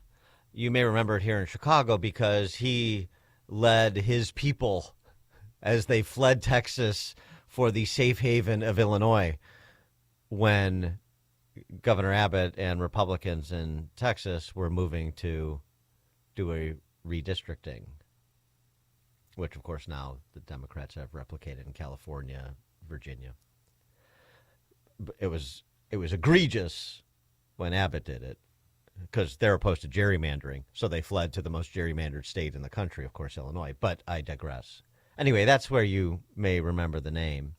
And, you know, this was back in August of last year, and it was the customary argument against, every policy they don't support. The tool they're using is a racist, gerrymandered map.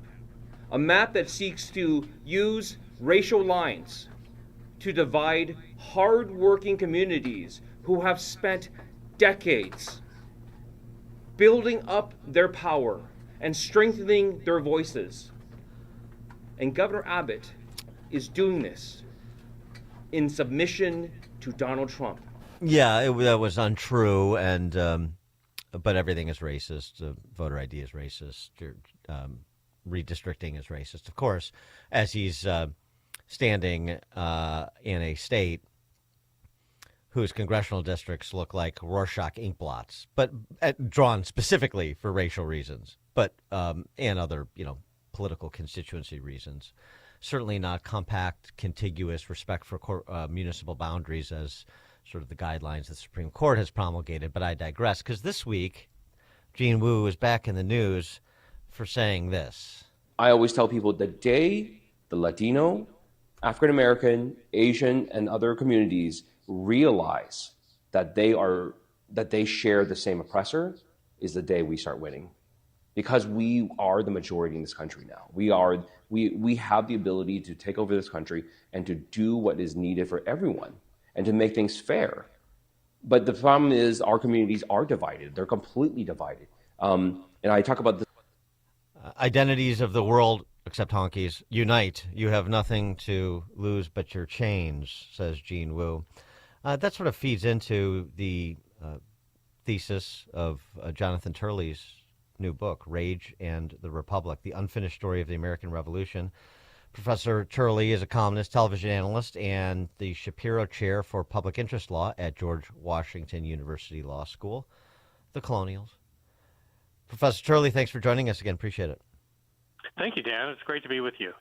So, Rage and the Republic. I know this sort of comes in two parts here, and one of those issues is the founders' vision to try to prevent the tyranny of the majority. And it seems like that is very much under threat, particularly if you subscribe to the disposition of State Representative Wu there. But also, it's not just the majority of the population, but it's sort of the majority of the office holders elected or appointed in the branches of government, too. And I'm, of course, thinking about sort of the lawfare going on, particularly at the federal district court level these days.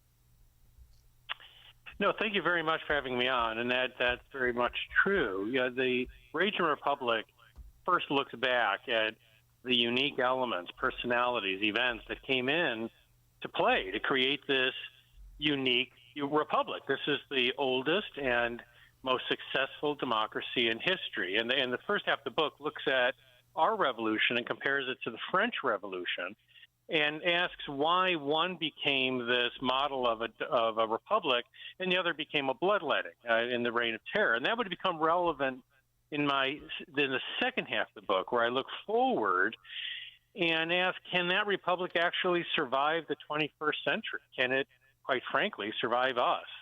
Yeah, and right. The book lays out as sort of the rise of what I call the new Jacobins, after the people that started the French Revolution, who are saying many of the same things we heard back then about direct democracy, the move to change the U.S. Constitution. All of that's coming right out of the same playbook. And I mean, when you look around and, for this comparison, where do you see the Robespierres running around these days that present the most danger to the Republic, in your view? Well, what I say in the Rage and Republic is that many of the new Jacobins, take great offense at the analogy to people like Robespierre.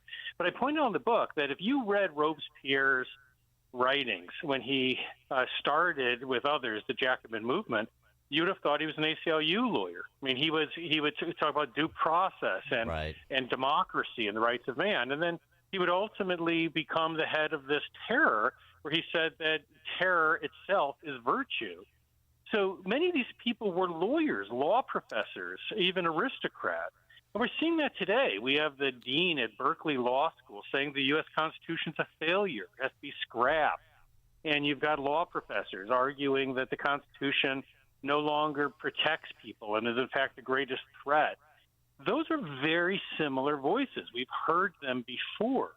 And what concerns me is that they're attacking the very elements that I identify in the book as the reason we got to where we are today, the reason we did not disassemble. And the framers, as you noted, Dan, were very concerned about how democracies can become mobocracies, how they can become what they call democratic despotism. So they created a system that controls that impulse, controls the mob, controls this tyranny of the majority. Those are the elements that many of these critics want to remove. Yeah, and the other feature of the French Revolution too, you mentioned the aristocrats and stuff, the financiers. I mean, and of course, Louis Philippe may be the Duke of Orleans, that may be the most famous example of somebody that was all gung ho for the revolution. But ultimately they came around, and at a certain point during the Reign of Terror, they found that they had no longer had any use for Louis Philippe, and so to the guillotine he went. And that's how it goes. But I mean that the predicate point is the financing of it, and the neo-Jacobins you're describing are well financed. No, they very much are, and that's something that Raging on the Republic goes into to explain how these movements develop. The French Revolution was not the rise of the proletariat. It largely came from an elite, and ultimately, the irony is that as the book starts out, it talks about this Frenchman who said that revolutions like Saturn devour their own, and they watched that happen, that the Jacobins eventually were devoured by their own revolution.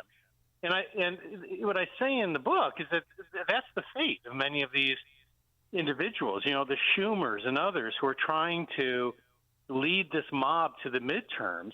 Historically, it does not bode well for them that today's faux revolutionaries become tomorrow's reactionaries. And so what, as you look into your crystal ball and you're thinking about the next 250 years, hopefully, of America as a representative republic, the modern revolution that's happening in technology, for example, I know you mentioned you tackle the issue of AI. So it's sort of our own sort of national character and perhaps education, but then there's also these developments that change the way we live that need to be addressed too, in terms of how you think about AI, for example, in the context of a free society. Yes, and so the book looks at the combination of AI and robotics, as well as other trends like global governance systems like the EU and others. But the combination of AI and robotics present a really unprecedented challenge for us. And the book looks at many of these studies and takes the most conservative estimates on the loss of jobs that we're going to be looking at, including wiping out certain areas of employment. And we are facing a massive population that will have to be supported by the government, at least initially. And the book asks, how is that going to affect our republic?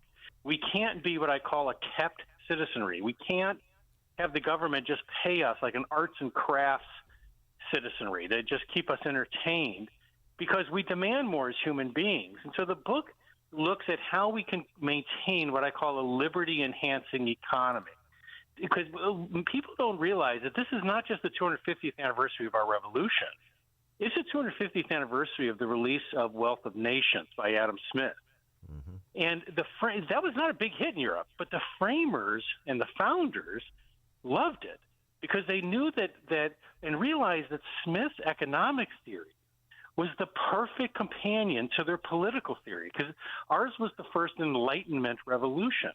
And the founders believed that you could not be truly free unless you were economically free. And so the book looks at how we can use both this combination of capitalism and the American system to weather what's coming. And I think that we can. I think we can flourish. But we have to prevent those who want to remove the very elements that we're going to need more than ever in this century. Yeah, and even in this polarized environment, you still see the machinery of freedom, if I can borrow a David Friedmanism, working. Just this week with appellate court decisions on the executive's authority with respect to immigration law. Even in the civil justice system, a jury award for a young girl who was transed, against her doctors, and you wrote about this too over at your blog about a hate crime hoax and people being held accountable for that. So, in both of those instances, the civil verdicts really speak to this identitarian culture that politicians like Representative Wu that I mentioned are attempting to propagate. Yes, and as I mentioned in Rage of the Republic, I go through the sort of new rising class of Jacobins. I had a debate with a Harvard law professor not long ago on the subject, and he was very open and said that if they don't want Republicans to win again, they'll have to change the constitutional system. And he goes through all these changes that many are repeating today, including some that want to change the U.S. Senate, all types of things. But he said none of this is going to be possible unless we change the Supreme Court. That's why you hear so many Democratic leaders running on packing the Supreme Court, because this professor said, look, the Supreme Court's not going to stand for that. It's not going to allow us to do these things. So we have to take over the court. And that's the greatest danger, that they could very well succeed in packing the court, and then it could greenlight these massive changes in our constitutional system that will remove the very thing that gave us the stability and success that we've had over the last 250 years. Yeah.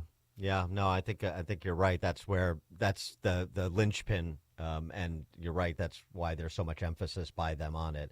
I mean, there was initially, and now it's receded a little bit, but it doesn't mean that it's receded in terms of being top of mind. They're just not saying it out loud because they have, other bête noirs they're focused upon right now. No, that's very true. And what I really stress in the book is that it's a dangerous conceit to believe that our system has done so well for 250 years that it means that we can withstand anything. It is a system designed for bad times, not good times. It's been tested. But people need to realize that what is being suggested today, what these law professors and law deans and members of Congress are suggesting, is going to remove the very thing that was sort of the secret sauce of the American Revolution. It was the very thing that took us in a different trajectory.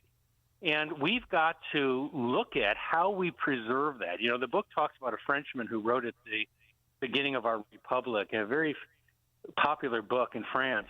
And he asked, what then is this America? And it reflected the fact that Europe was fascinated by us because we didn't have anything in common. We didn't have culture, land, history. We were the first people created around ideas, the first Enlightenment revolution. And they were fascinated. They viewed us as like a new species. We're going to have to answer that question today. Who were we then and who are we now if we're going to survive this century? Yeah, I like that too. It was the revolution and the founding documents were designed for bad times. Yeah, it's perfectly said. Jonathan Turley is columnist, television analyst, and Shapiro Chair for Public Interest Law, George Washington University Law School. The new book we've been discussing, Rage and the Republic, The Unfinished Story of the American Revolution, Rage and the Republic. Professor Jonathan Turley. Professor, thanks so much for joining us. Great to talk to you again. Oh, great to talk to you, Dan. Thanks. And Professor Turley joined us on Chicago's Morning Answer. It's news, opinion, insight.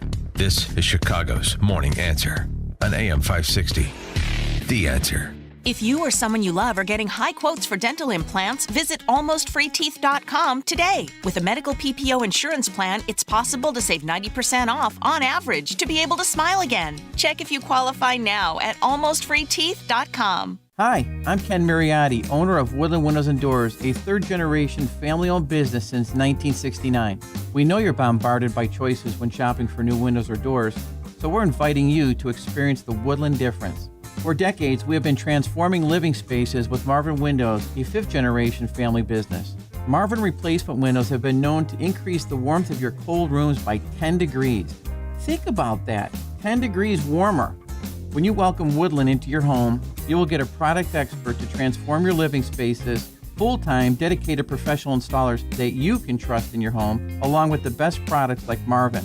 These are the reasons we're proud of our 5-star reviews and family legacy. No gimmicks, no pressure, and upfront pricing are why Woodland Windows and Doors is your trusted window and door expert in Chicagoland. Visit woodlandwindows.com to book your free in-home expert consultation. That's woodlandwindows.com, or stop by our showroom at the corner of Lake and Geary in Roselle. Remember the day you brought your puppy home? The tiny paws, the wagging tail, the spark in their eyes, energy that wouldn't quit? As they've gotten older, you wonder where that spark went. They're slower, pickier at mealtime. Their stomach often seems off, and you find yourself cleaning up messes, worrying and thinking, is this what aging looks like? That's not old age. That's malnutrition. They're missing the probiotics, the enzymes, the omega oils, and the live vitamins and minerals your dog needs to digest and absorb food. When the gut is out of balance, everything is harder. That's where Rough Greens comes in. It's America's #1 dog supplement. You sprinkle on their food. It's packed with all the live nutrients they need. It's all natural, made in the USA. Thousands of dogs are feeling younger, more energetic, healthier than ever before. I can get you a free Jumpstart trial bag. You just cover the shipping. Go to roughgreens.com. That's RUFF, roughgreens.com. Use the discount code Mike G. Rough Greens, we make any dog food better. Rough Greens, so great, your dog will ask for it by name. Build your team, build it sooner. Meet your match on ZipRecruiter. I know that hiring can be challenging. You need someone to match your role perfectly. Well, now you can meet them fast on ZipRecruiter. Need to hire right away. Start your search for strong candidates.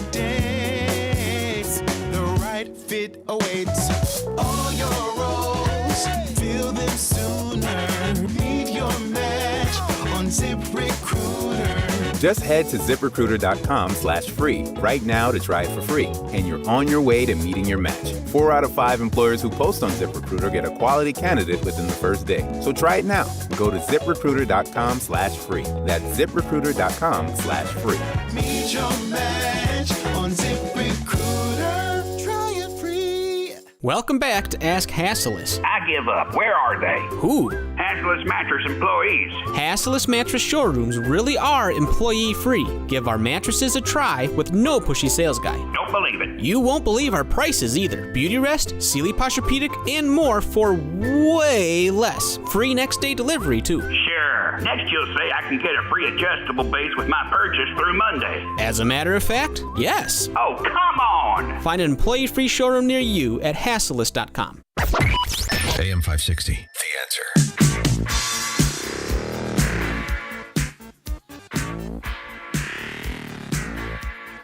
All right, coming up next hour, well, at the bottom of the hour, today is Friday, and the last segment, of course, is Open Mic Friday. So you can give us a call then, 312-642-5600, call or text. We'll do that at the bottom of the hour. At the top of the hour, we're going to be joined by Steve Cortez, our former brother in sound here. He has a new documentary out on a very interesting story, one we've discussed before, but he'll delve a little deeper for us. And that's admissions at the University of Illinois. Suburban families jilted by the University of Illinois. Listen up. It is now 8 o'clock on AM 560 WIND Chicago. A little less inflation. I'm Dave Anthony, Fox News. The annual rate of consumer price increase declined from December.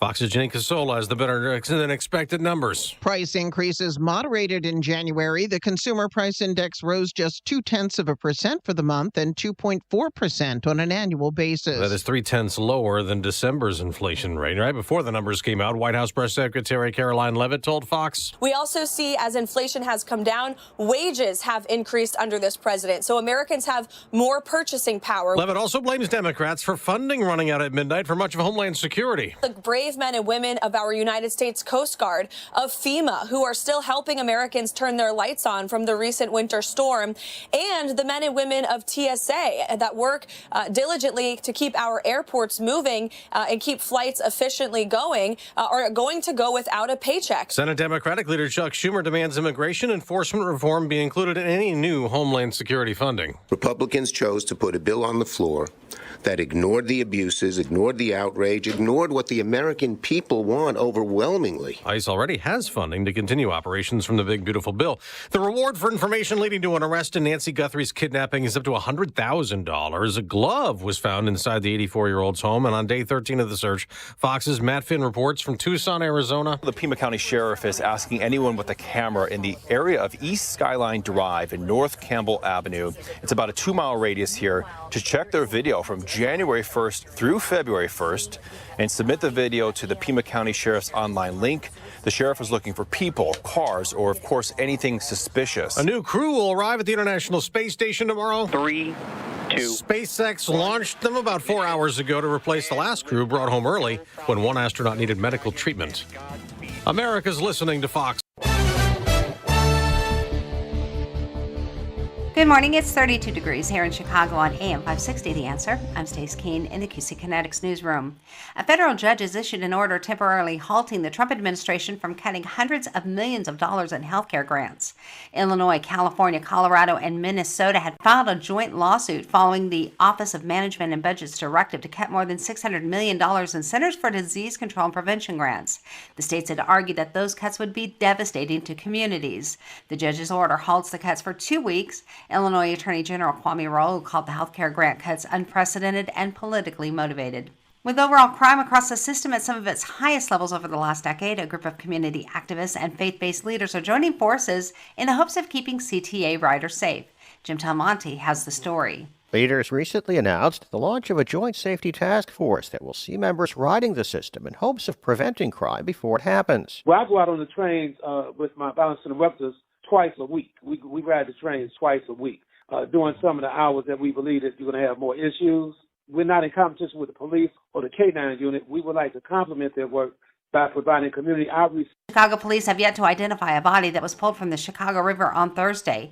Police say the body of an unidentified female was discovered just before 1:30 yesterday afternoon. The body was recovered from the water by the CFD Marine Unit. That investigation is continuing. And Navy Pier is set to become the official beginning of the historic Route 66. The famous highway is celebrating its 100th anniversary and will do so with a ceremony on March 25th, which will officially decree Navy Pier the beginning of the Mother Road that travels from Lake Michigan to Santa Monica Pier in Southern California. This report is a service of AlmostFreeTeeth.com. Think full mouth dental implants are too expensive? Think again. Not at AlmostFreeTeeth.com. With medical insurance, you could save thousands and receive your finally affordable dream smile.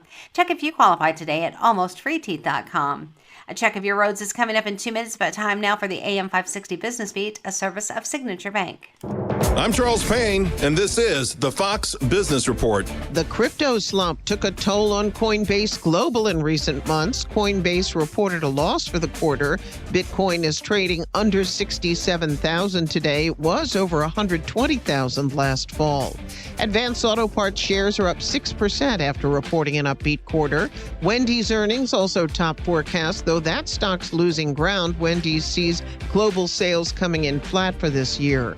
Electric truck maker Rivian Automotive is still losing money, but not as much as Wall Street was anticipating. It's selling a lot more EVs and plans to boost production this year. Delivery service Instacart shares are up nearly 15%. Its profit fell in the recent quarter after a settlement with the FTC. The company denies the allegations. That's your Fox Business Report. I'm Jenny Cosola, invested in you.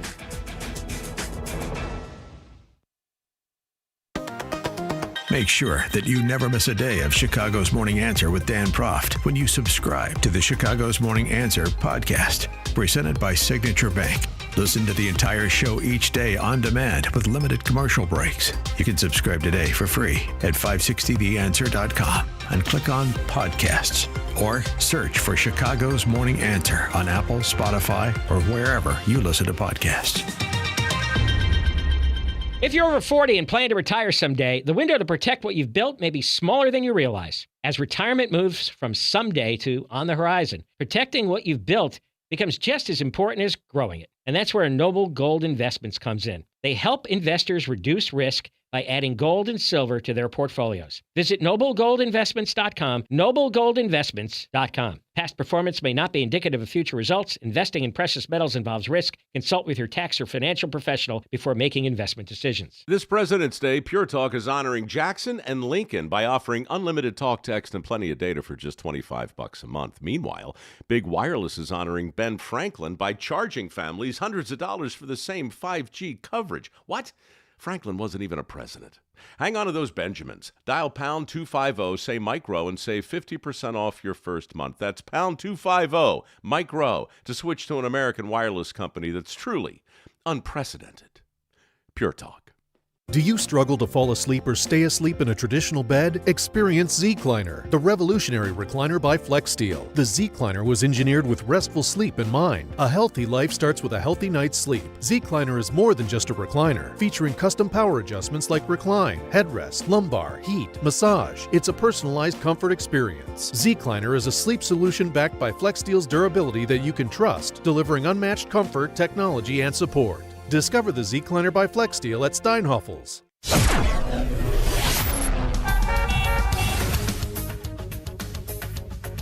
Taking a look at the roads from the Team Hochberg Traffic Center, I'm Sue Aller. It is stop and go on the northbound side of Lakeshore Drive between Bryn Mawr Avenue and Hollywood Avenue. And now on the Dan Ryan, looks like the left lane is blocked. In the local lanes inbound at 31st Street, somebody broke down, so there is a stall here. Right now, it's 30 minutes from 95th to the Byrne Interchange. Outbound still looks pretty good at 12. The Stevenson is 38 in, 24 out from Veterans Memorial to Lakeshore. And if you're traveling on the Edens from Lake Cook to Montrose, that's 15 minutes in, 14 out. The Kennedy, stop and go inbound between Cumberland Avenue and Montrose. So it is 35 minutes inbound from O'Hare to Byrne Interchange. Outbound is 30. The Tri-State slows down from the Reagan Memorial to the Eisenhower, and 31 in on the Eisenhower from Wolf to the Oak Post Office. Outbound not too bad at 17. Chicago's Morning Answer continues next, but now the latest forecast from the Air Right Heating and Cooling Weather Center. Today will be mostly sunny with a high of 53. Tonight will be clear with a low of 31.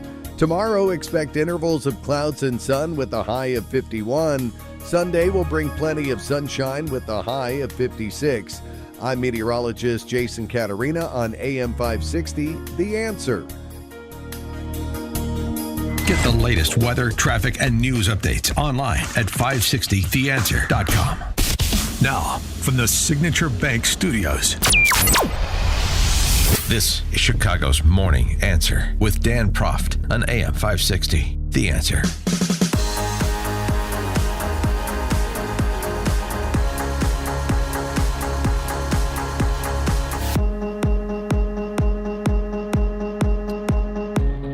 Top of the morning, Dan Proft here, and our former colleague Steve Cortez has a new documentary out.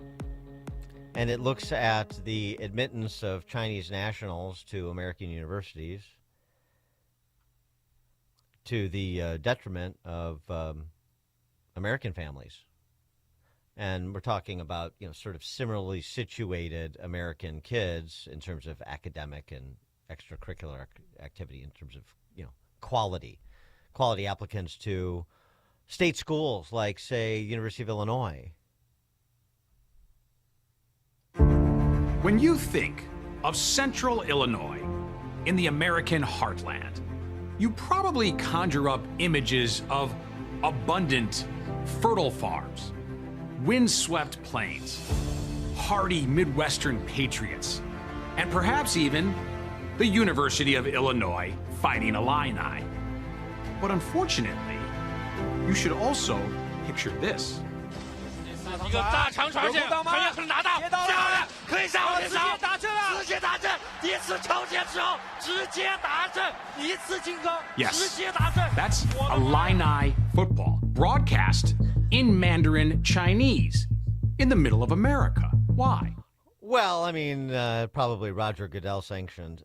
Steve Cortez, founder of the League of American Workers. You can get his writings at stevecortez.substack. Steve, thanks for joining us. Appreciate it. Hey, Dan, thanks for having me. It's always great to be back on AM 560, my favorite station. Oh, thank you so much. Good to have you back. And so So give us the larger issue, and then U of I as a case study. Yes. Well, so the larger issue is there are 300,000 Chinese nationals studying right now at American universities, at least that many, by the way. We don't know exactly because it's not like there's a central database, but at least that many in the United States, as best we can tell. Could be as high as 400,000. And I think there's two major problems with that. The first is that we are stealing opportunity from American young people because, of course, these seats, and they generally go to very selective schools, these Chinese nationals, these seats are limited. It's a finite resource. They are taking spots away from deserving American young people. And so I think we should be prioritizing our people. Then the second issue is we are educating our enemy. This is the existential adversary nation of the United States. The Chinese Communist Party has nothing but ill will for us. And it just doesn't make sense from a national security perspective for us to educate the enemy, and in some cases invite in people who we know are actually spying and committing espionage, including right there in Illinois, against the United States of America. An Illinois Tech student, Chinese national, convicted of espionage in this country. And that's not the only case, by the way, but it's one that happens to be in Illinois. So that's the broader case. And then the particulars of U of I focused in there because, as a longtime Chicago resident, and my heart's still in Chicago, talked to a lot of friends and family there, and I'm just amazed at some of the outstanding young adults who can't get into U of I. I mean, kids who have fantastic test scores, all of the APs, score 5s on them, work their butts off, do the sports, do it all, and they live in the state of Illinois and cannot get into the University of Illinois. Well, part of the reason is U of I has the second biggest Chinese population in America, second only to USC, 6,000 Chinese nationals. I think a lot of folks in Illinois aren't even aware of that there's this massive population of Chinese citizens in central Illinois at a university that should be serving Illinois students first, secondly Americans, and only then should it be reaching out to foreigners, and I believe not foreigners from adversary nations like China. Well, and this explosion in the Chinese national undergraduate population, has occurred over the last 25 years or so. Right. And so what happened? I mean, U of I had a good engineering school and a good reputation 25 years ago. And I suppose that the students coming out of Illinois high schools were as good, if not better, than the students graduating, near the top of their class in Illinois high schools today. So what happened at U of I to account for this explosion in that segment of the undergraduate population? Yeah, it's a great question. I think there's two main answers that I explore in the documentary. The first is just money, which is probably predictable for a lot of folks. But these Chinese students generally are very wealthy. They are the princelings of the Chinese Communist Party and affiliated business folks. That's who can afford to cross the ocean and come to school in the United States. So they are generally full pay, and they pay a higher rate than Illinois residents do. So first, Illinois and other similar schools are just greedy. They just simply want the money, and they don't mind disregarding American citizens. But I think there is something also even more cynical going on, because you're exactly correct, by the way. Illinois had 37 Chinese nationals in the year 2000. They had 3 dozen. They now have 6,000, right? I mean, this is an explosion. I think the other thing going on is that the faculties and administrations of a lot of these schools, they simply don't like the United States. They're not patriotic. They don't love this country. And I think they want masses of foreigners from wherever. They don't care if they're from China, but they want a lot of foreigners. And by the way, I think the overall foreign population at these schools that we all support is way, way too big. But I'm most focused on the Chinese part, which I think should go to 0. Well, there's a couple of things. So one is, as you mentioned, sort of the kind of the profile of the student that and from the family that can come over here. Well, the elites in Chinese society are going to almost be exclusively affiliated with the Chinese Communist Party. Right. And with that, U of I is a state school. It's a land-grant university. There's a certain promise there to serve the indigenous population of the state. And it also receives hundreds of millions of dollars from state taxpayers every year. So but it's really sort of, a kick in the teeth on a couple of levels here to Illinois families that are supporting this school and then having their kids not have access to, qualified kids not have access to it because of this greed or anti-Americanism or whatever the dynamic is. Yeah, or some combination of both. Yeah, no, you're exactly correct. I mean, so it's like we're paying for the privilege of getting that kick in the teeth, right? Of getting our kids. Which we do a lot in Illinois. Yeah, we do that a lot in Illinois, though. Yeah. And by the way, we pay for the private schools, too. I really try to make that point in this doc as well. A lot of people don't realize this. And as a matter of fact, when it comes to federal aid and federal taxpayer benefits, the private schools get far more than do the state schools. The number one recipient of taxpayer money in America, actually not surprisingly, is Harvard. It happens to also be the richest school in America, doesn't need the money, but is very good at taking it and garnering a lot of resources. So we pay for all of them. We pay for University of Chicago. We pay for Northwestern. Even if you have nothing to do with that school, you're a taxpayer. You are funding these schools. And so I think we have a right then to make demands on these schools and to say, hey, your international population, most of these selective schools, the international population is at least 20%. Some of them, like Columbia University in New York, Ivy League, it's 50%. That's ludicrous. So I think there need to be caps. I think 1 or 2% would make sense if we truly want to invite in some geniuses, get some international diversity. Okay, that might make sense. But, kids from Mexico and Canada, not from China, first of all. But secondly, let's keep that number low so that American kids are prioritized and Illinois students are prioritized at Urbana-Champaign as they once were and should be again. I mean, do you see this? You definitely see it as a numbers problem, but beyond the numbers, is it a vetting problem? Would you be more comfortable, or I would be, if there was sort of better vetting? Say, like, are we educating, future President Xi's? Are we future communist dictators and their flunkies?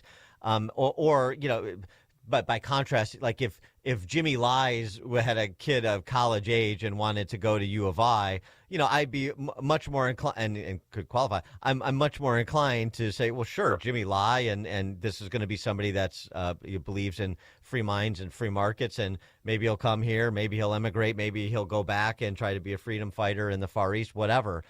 So there's that vetting that needs to be done, it seems to me, too. But of course, I'm sure U of I is not vetting on the basis here. It's sort of like we talk about with immigration. Let's vet on assimilation and self-sufficiency. Well, when it comes to college applications, let's not just look at the academic record. I'm all for foreign students, but let's vet on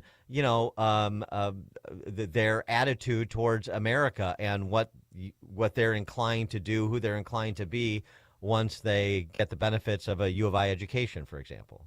Sure. And I think with most international students, we can and should do that. It would be difficult, though, I think, with the Chinese for a couple of reasons. One is, as you kind of intimated before, there really is no such thing as a truly sort of independent business success person in China, right? In other words, you must be affiliated at least with the Chinese Communist Party to be consequential in Chinese society, to have the kind of money and influence to send your children to the United States. So by definition, we're getting either actual CCP or CCP-related families who are coming here. So that's one aspect. The other thing is, and this really came up with the Northwestern professors in my documentary, is these Chinese students systemically cheat and lie in their applications. For example, they will have a near perfect verbal SAT, and they then show up, and he told us stories about they can't even speak English, right? So there's no way that they got an 800 on the verbal SAT in English, right? In other words, they're cheating. They're simply lying. They're faking transcripts. Somebody else took the test. And there's a systemic level to this. I mean, this is ongoing. So, with the Chinese, unfortunately, I don't think there's a way to properly vet them like you're talking about with other international students. So absolutely, right? Let's make sure that these are people who love our country, who share our values, who want to add to American society, not become agitators. By the way, at Columbia University, which had a lot of pro-Gaza, violent agitation, many of those agitators were foreigners who hate the United States. Like Mahmoud Khalil. Yeah. Right. We had a hell of a time deporting, too, by the way, which is a lot, another topic. But what about the professorate? Did you look at that at all in terms of the the composition of the professorate, the way we're looking at the undergrads, and that may have, as you were saying, sort of a contributing factor? You get a mind's eye of a certain philosophy that's afoot among the administration and the academicians. Yeah, no, for sure. I mean, I didn't dive into that deeply, but I just in doing my research, of course, came across a lot of that. And the reality, unfortunately, at these, particularly the selective schools, is that generally the administration, the faculty, the people of influence at these schools, again, are not patriots. And they don't view it as in any way that they have an obligation to this society or to this country, and that we should be training generations of civic, patriotic Americans, who are going to be great leaders for this country. They just don't share that worldview, unfortunately. And so we need to change that. Now, that's obviously a much bigger battle. It's almost generational, right? It's going to take a long time. And we should, of course, engage in all of that. But I'm saying in the meantime, what I think should be relatively easy is to say, hey, we've got to at least get this Chinese number down. Now, again, I want to go to 0. That's probably not very likely. Unfortunately, the White House is just not on the same page as a lot of us on the right, on the political right, are on this issue. So, but again, I want to make the case. I want to persuade President Trump. I want to persuade other people. And I want to reach out to folks who may not consider themselves political or right-wing at all. But you know what? They're really angry because Junior didn't get in. Junior worked like crazy, crushed the tests, worked super hard, and then didn't get into U of I while 6,000 Chinese nationals are. I think to any reasonable person, that's pretty infuriating, particularly for alums. That's one thing I found, too, talking. A lot of these parents whose kids are getting denied are alums, and often multi-generational alums of University of Illinois. And all of a sudden, this family tradition is cut off because these spots were taken by CCP princelings. That's not okay. That's not okay. So I'm trying to expose it. And you mentioned Trump. He's not on board with this. He seems to be more sympathetic to sort of, the best and brightest from the world over kind of argument on this topic, right? Correct. Yeah. And no, listen, we're trying to change his mind, too. He generally watches my documentaries. And so I'm hoping that we can move him on this, because I think this is a rare policy issue where he's just wrong, where he doesn't understand. Yes, and that would be his counter, is to say, no, we want the best and brightest from all over the world. And my counter to that would be, okay, if you're talking true geniuses, that's not 25% of the student body. Okay, that's 1% or 2%. I would also argue that among the Chinese, there's too many national security risks, even if they are geniuses, that we just can't take those risks, for the Chinese. But I would also counter with, we have 330 million people in the United States. I think we have all the talent, all the brain power we could ever use in this country. We just need to cultivate it. I think it's very rare that we need to really look overseas for talent. I believe that in this giant country of such success, that we have the resources we need here. The other issue too, and I'm not, maybe for another documentary, but is the foreign. The foreign money coming into American universities, the extension campuses, Northwestern, Carnegie Mellon, over in Doha. I mean, there's state actors that may or may not share may or may not be aligned with America, or are off and on like Qatar. That a concern for you as well? For sure. And I don't get into that in this doc, but yes, absolutely. I mean, we have, and particularly as you talk about Gulf money, right, incredibly active at these universities. And unfortunately, like I said, these universities, they're greedy, and they're willing to essentially, whore themselves out. They really will for the almighty dollar. My alma mater, Georgetown, certainly has. That's for sure. And that's a concern as well. And yeah, you're right. Maybe that's a separate doc. That might be an interesting one. How much foreign money is polluting U.S. universities and exploiting us, and why are we allowing this? Right now it just has to be reported, but they can take as much as they want, and perhaps that's something for us to look at as well. Yeah, I'm shocked to learn that these high-minded academics are so motivated by the almighty dollar. It's just disgusting. I thought they properly opposed such filth and like capitalism, right? But very, very interesting. Well, I think these tenured professors want to continue to make huge salaries, and teach one class a semester or two, right? So they like that life. Good gig. Yeah, it's also U of I system too, as you well know. Also very open-minded when it comes to former terrorists. Professor Kilgore, Professor Ayers at UIC, Professor Northwestern, Dorn at the Family Law Center there too. So we're very, very open-minded when it comes to people that have less than America's interests at heart, it seems. Steve Cortes is the founder of the League of American Workers. He writes at stevecortes.substack. And Steve, where do they find your documentary in addition to your X account?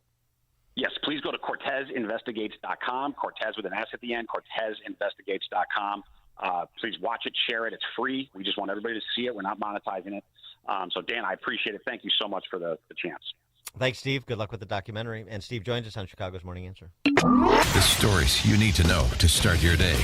This is Chicago's Morning Answer on AM 560. The Answer. Signature Bank is Chicago's fastest growing independently owned business bank. It's a bank that cares about your business and is invested in your success. I'm Dan Proft, and I know this because Signature Bank is my business bank. Hi, I'm Chris Johnson, CEO of Classic Cinemas and proud customer of Signature Bank. We are a local family-owned business that is known for free refills on all sizes of popcorn, soft drinks, and ices. With over 9,000 heated recliners in 16 locations, we marry the traditions of the past with today's state-of-the-art technology. Throw in a 30-minute guarantee and an after-movie mint, and you have the perfect night out. As we strive to make every guest our priority, Signature Bank does the same with their customers. The team at Signature Bank is interested in taking my company forward. They have all the resources and solutions of the big banks, but they customize their offerings to meet my business needs. The customer always comes first with Signature Bank. Signature Bank helps local businesses succeed. Let Signature Bank turn your business vision into reality. Visit signaturebank.bank. Member FDIC, Equal Housing Lender. AM 560. The Answer. Open mic! Open mic Friday! Call it now! Open mic Friday! Top of the morning, Dan Proft, and yes, it is that time of the week, Open Mic Friday, where we take your calls, 312-642-5600. You can also text us there with comments, compliments, criticisms, concerns, general crack pottery. We'll take it all, 312-642-5600.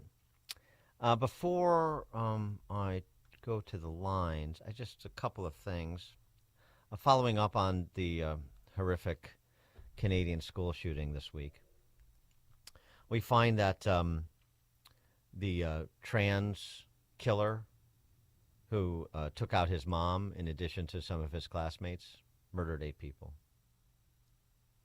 Talking about our conversation with Jonathan Turley last hour and how the neo-Jacobins cannibalize each other.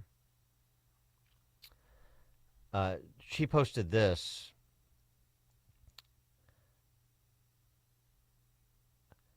As a conservative-leaning libertarian, really, who lives in the North and loves living in a small town, I really hope the hate I see online is just bored old people and not true hatred.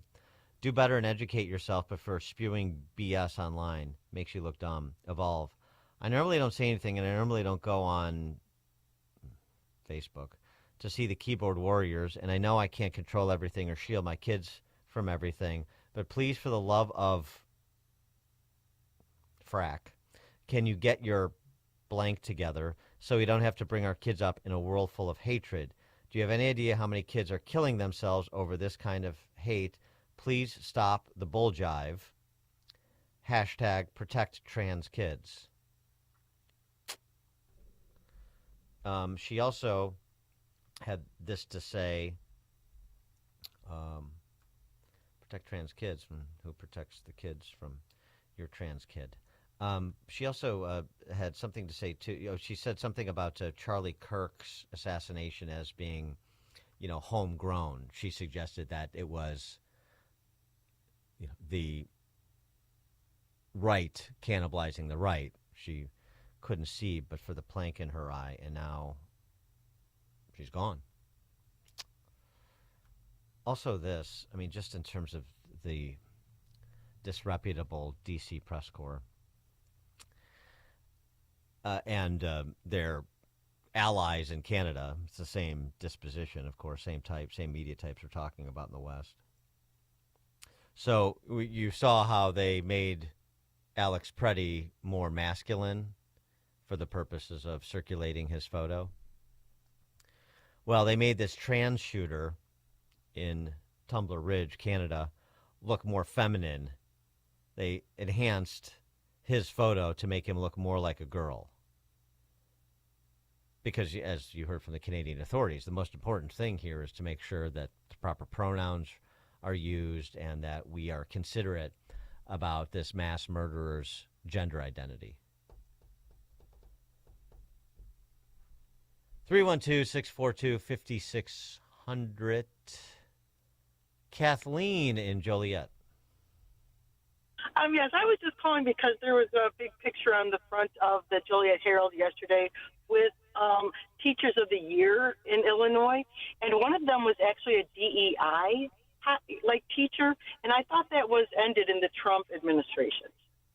Yeah, well, thanks for the call, Kathleen. As we say often on the program, the executive order has been issued or the law has been signed, and then comes the implementation or lack thereof. So, right.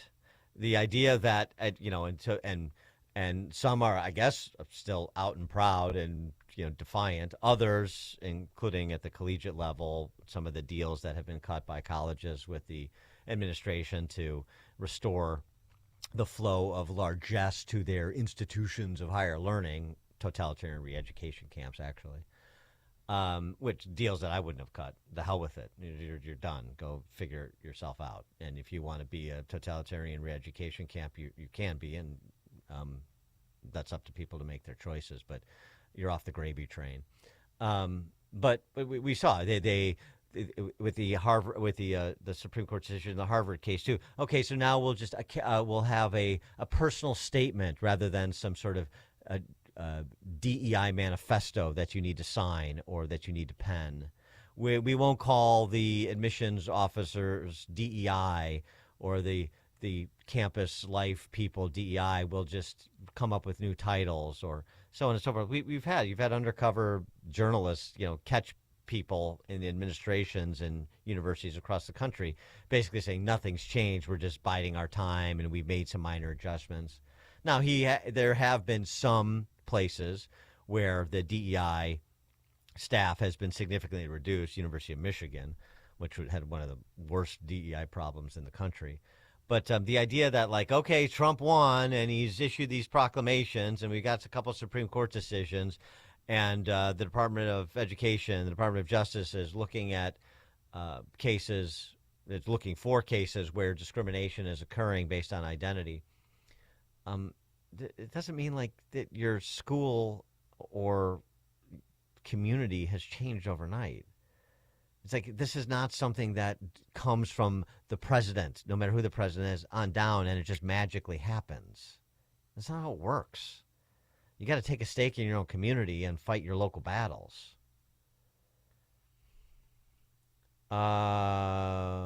Linda in Lowell, Indiana.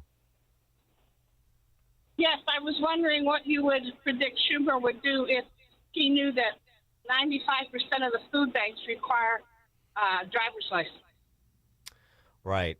Thanks for the call, Linda. Yeah. I mean, of course, they all know this. I mean, it's the perfect analogy. Why do they do that? To make sure that the system to have at least one layer of protection against frauding the system. Why do we want voter ID for elections? To have at least one layer of protection for frauding the system. They keep you use the examples of all these other places where IDs are required. They say, well, that's different. That's different. They never tell you how it's different. It's not different.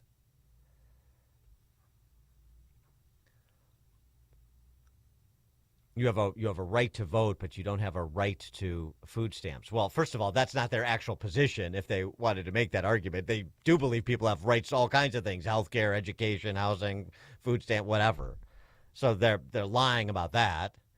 Say all the time, all these rights that they invent that are actually responsibilities imposed on someone else to provide, which is why they're not constitutional rights.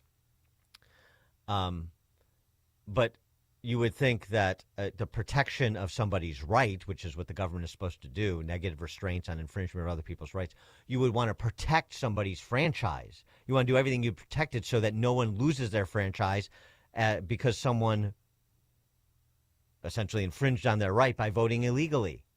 It's even more important for the right to vote as opposed to benefits programs and air travel and so forth. Marion in Bensonville. I think it's very interesting that all of these high schools are going out against ICE. But Andy Thayer the activist who's been around for 25 years at least is there at all of those groups that are just against ICE. Yeah, I know Andy Thayer well. He's, professional. Thanks for the call, Mary. Professional, I'm sure NGO employed, leftist revolutionary agitator. I mean, we've had, I guess, reasonable conversations with him before. It's been a long time. But, this is they've professionalized this. Right? They're professionalized. I mean, it's the same thing with DI. This is like professionalized grievance industry. And they've got a bunch of different subsidiaries. Subsidiaries. And these phony baloney identity jobs, the rabble-rousing in the street. So we're talking about, again, with Turley, about how well-financed the left is, these neo-Jacobins. Jeff in Rolling Meadows. Hey, Dan, I was just wondering if you have donated to the new Mystery Science Theater FundMe page. They're getting the band back together, I guess. Really? I didn't hear that. Like the band, like Joel, is coming back? No, actually, I believe Joel sold it to Shout Factory, I guess. So it's Mike, Kevin, and Bill. Oh, that's right. And TV's Frank, I guess, are coming back as well. And I think Earl is married to Mike, I think. Oh, wow. All right. So you're a real Mystery Science Theater aficionado, as I am, but I didn't know that. I know. That's why I called. So are you a Riff Tracks fan? I've watched it. I don't think it's as. I mean, first of all, the new Mystery Science Theater episodes they're not as good as. No, I watched one back in the day, but the riffs are not even as good as the new Mystery Science Theater. The riff tracks, I don't know. I'm not. I just watched one. What was it? Velvet Smooth. It's a blaxploitation film. It was hilarious. Okay. I watch them all the time, and I got a Fire Stick. That's where I get them from.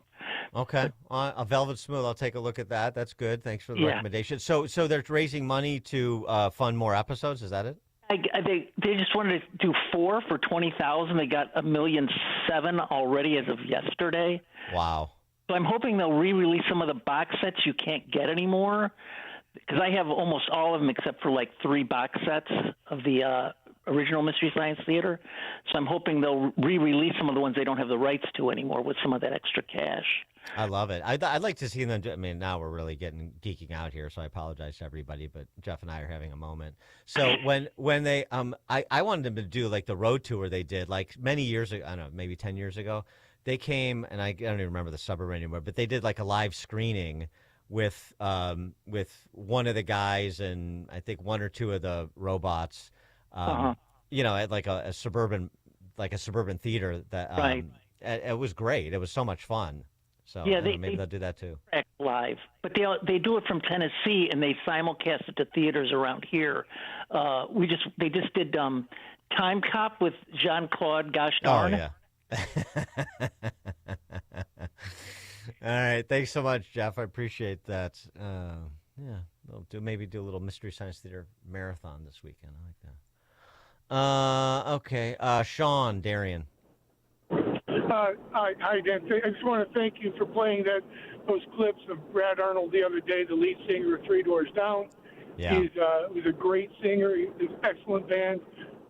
You showed how he was a Christian, how when he ended up having cancer and he had to cancel his shows, how he said he wasn't afraid. He was going to put his rest of his life in God's hands or whatever happens to him. And, you were able to showcase that. And you gave a couple minutes of your show to him, and I think that just shows the class act that you are and the show that you've got going on. And that's why I listen to you, and I love your show, and God rest his soul. Thanks for the call, Sean. Yeah, Brad Arnold was great talent, and a real stand-up guy. And James Vanderbeek, he posted a message, too, before his untimely passing, another guy in his late 40s. It's terrible. Not that I was a big Dawson's Creek or Varsity Blues fan, but he seemed like a nice guy. He leaves 6 kids behind. And because I saw speaking of GoFundMe, I saw he had a GoFundMe page his wife put up because, he made some money acting, but they had to spend a lot of money. I I guess, out of pocket trying to treat his cancer, and so they ran through a lot of the money they have. He's 6 kids, and they're young. He was a youngish guy. But the other thing is he posted something near the end too, talking about God, and basically saying he's still he was very honest. He's still wrestling with it. But one of the things that he came to conclude, which Christians listening will know this, and it's something Brad Arnold mentioned at that clip from the concert I played too, where he had the crowd basically say, I'm worthy of God's love. That's the same thing James Van Der Beek said as well. Said, one thing I've come to the conclusion of, and I want to share, and I want you to know, is that you're worthy of God's love. I'm worthy of God's love. It's really, really moving, actually. Dawn in Naperville, you're on Chicago's Morning Answer. Good morning, Dan. Since you were talking about colleges, I wanted to highlight the courage of a Stanford student, Elisa Johnson. There was an article in the Times from February of this year, and the title of the article says nearly 40% of Stanford undergraduates claim they're disabled, and she says, I'm one of them. And really what the article highlights is that Stanford disability accommodation system seems to punish the honest. The article also highlights an article from The Atlantic that reported that 38% of undergraduates at her college were registered as having a disability. That's 2,850 students out of a class of 7,500. So I would really recommend that everybody read that article. It's really important, especially because we have to understand, in the United States of America, we have a 90% unemployment rate for autistic adults. So when you have you want to talk about DEI and systems, the problem is it starts with our education system. That's where it starts. So I really, I'm proud of this girl that she had the courage to do this. I'm proud of the Times for having the courage to write this article, and it was actually highlighted by a special education attorney, James Galini. He's got a Facebook page called Ask a Special Education Attorney. If anybody wants to learn about special education law, I would highly recommend his Facebook page. But it's a really good article, and I would highlight it. Thank you, Dawn. I appreciate that. Just on that note, this is really cool. I'm trying to locate where this religious community is. Little Sisters, Disciples of the Lamb. I just saw this and posted it on X, and I hope you'll share it. It's based in France. Little Sisters Disciple of the Lamb is the first contemplative religious community in the world to welcome nuns with Down syndrome. Yeah, in France. And there's a picture of 2 of the nuns. Pretty cool. And I mean, we always talk about people with disabilities being sort of mirrors that reflect our humanity or lack thereof. And so now thinking about that reflection of nuns that have Down syndrome. Pretty cool stuff there. Nick, Northwest Side. Yeah, thank you. I just want to repeat again what I've said before, that all I need to know about Trump and the Fine People Vice is that we hardly ever, in fact, I haven't heard anything for a long, long time about women and girls being brutalized sexually, being tortured, sometimes to death. That's all I need to know why I support Trump. Thank you. All right. Thanks for the call, Nick. Rick, Downers Grove. Hey, good morning. Hey, just real quick, Girl in Gold Boots is the best MST3000 movie, by the way. I know that. That's pretty good. I don't know. Manos, Hands of Fate. I don't know. There's a bunch, but yeah, that's good. Oh, it's actually a great one, and it's particularly good just because of the high profile actors, which you don't get. You get in some of them, but Rock Hudson, Mia Farrow, Avalanche. It is hysterical. It is hysterical. That may be my favorite, but anyway, that was a good show. But hey, anyhow, what I call about is that professor that was interviewing the guy who said that America's systemically racist, and he comes back with the normal question, well, what do you mean systemic? And he hem and hawed. I mean, you can hear these people. I blame that kind of stuff on the teachers union and the dumbing down of America. They program these people with one thought and nothing else. So when somebody asks them a simple question like, well, what do you mean? You can hear the circuits in their brain melting down, and they go into default mode. And Kamala Harris is a prime example of it. They start talking with big words. They have no idea what they're talking about. And people with IQs past 60 don't buy it, don't believe it, but they do it because they know their base believes it. But I blame that kind of stuff on the teachers union and not teaching people how to think and debate things. Thanks for the call, Rick. All right, the Prime Minister. 'Twas listening to your show this morning on the links. Had a great idea while teeing off. I got a hole in one, but I threw an embolism. 'Twas a master stroke. Why not tie golf into your favorite charity? What would you call it, Prof? Tie golf into my favorite charity. Food for the par. Hi-oh. All right. I declare, Dan Prof, my left-wing hair-on-fire friend named Claire. I call her I declare. Her real name is Claire de Lune, French for the loon. Now I will kill two birds with one stone in 40 seconds. First, as the oligarch of crack pottery, I must earn back some Prof respect that you indeed confer to that 560 poet laureate guy. And second, I will school you in Irish splain as to why, on a huge humanitarian basis, we just cannot have voter ID.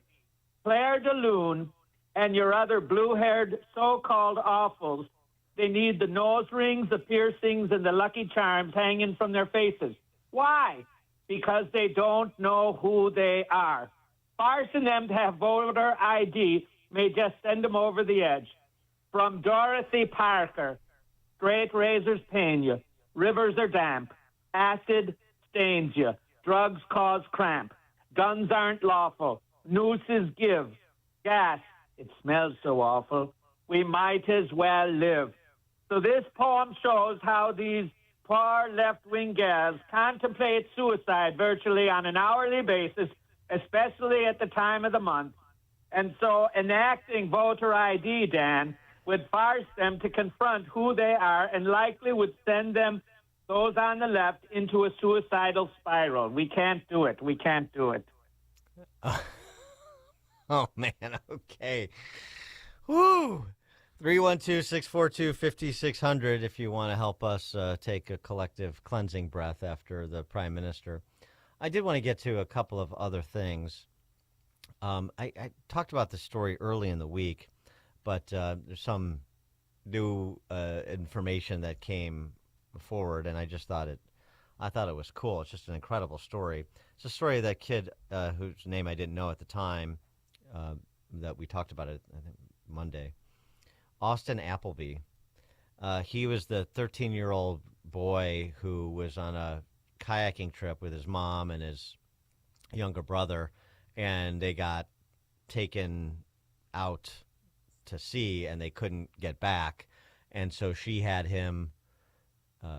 Austin, his mom had Austin swim back to shore, which was like 4 kilometers.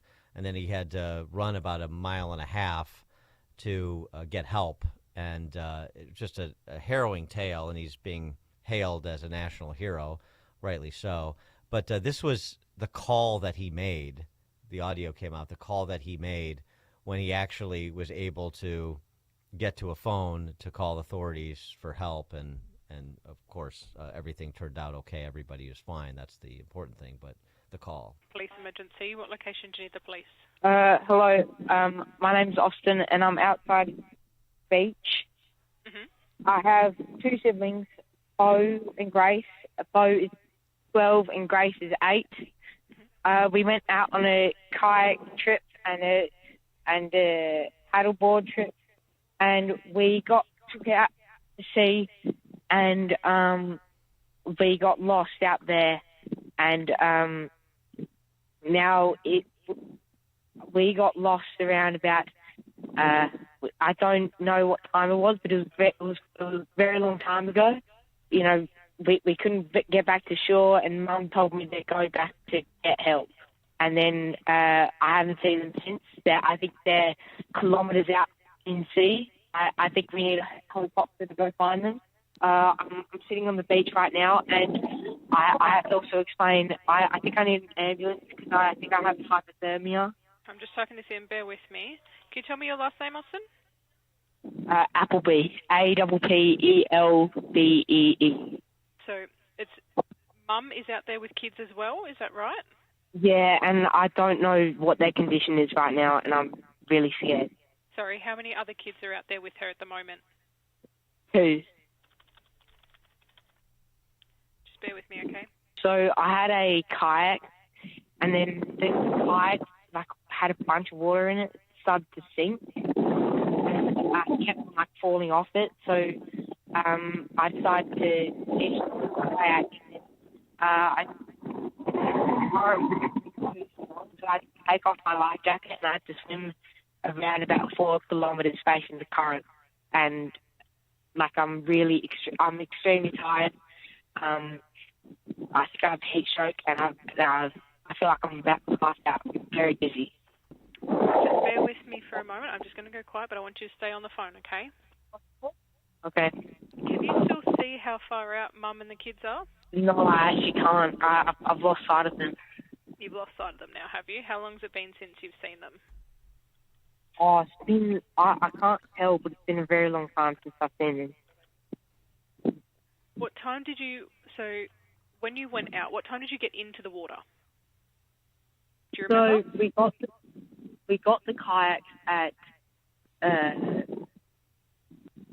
I reckon, 10:40 because we were supposed to spend them out at 10.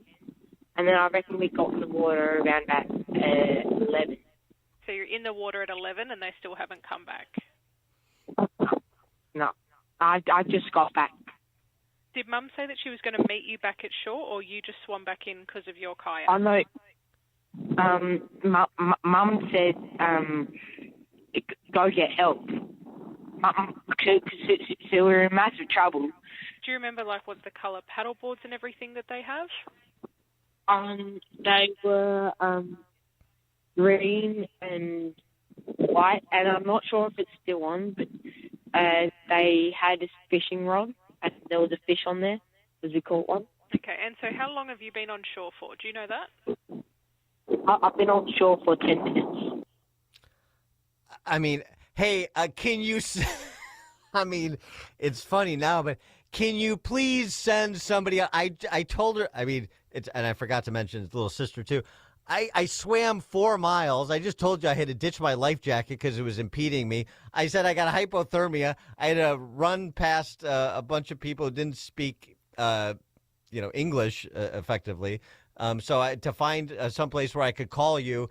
I mean, can you stop with a 3rd degree and just get some people over to me and out to my mom? I'll tell you what, the kid, not just in terms of what he did, but how calm he was. Remarkable. Just remarkable. It's a great story. I don't know if I would have had his patience talking to police dispatch, though. A little bit of help here. Here's where I am. Send people. How's that? And, yeah. Okay. 312-642-5600 is the number for Call-In Friday, Open Mic Friday, I should say, to call in. And you can text us as well. Lou in Western Pennsylvania. Hey, Dan. Thanks for taking my call. I love saying that. If you could have a conversation with Jesus of Nazareth, what would you talk about? My golf swing. I mean, I need divine intervention at this juncture, and so that's what I would ask for. Yeah. Very good, Daniel. I love it.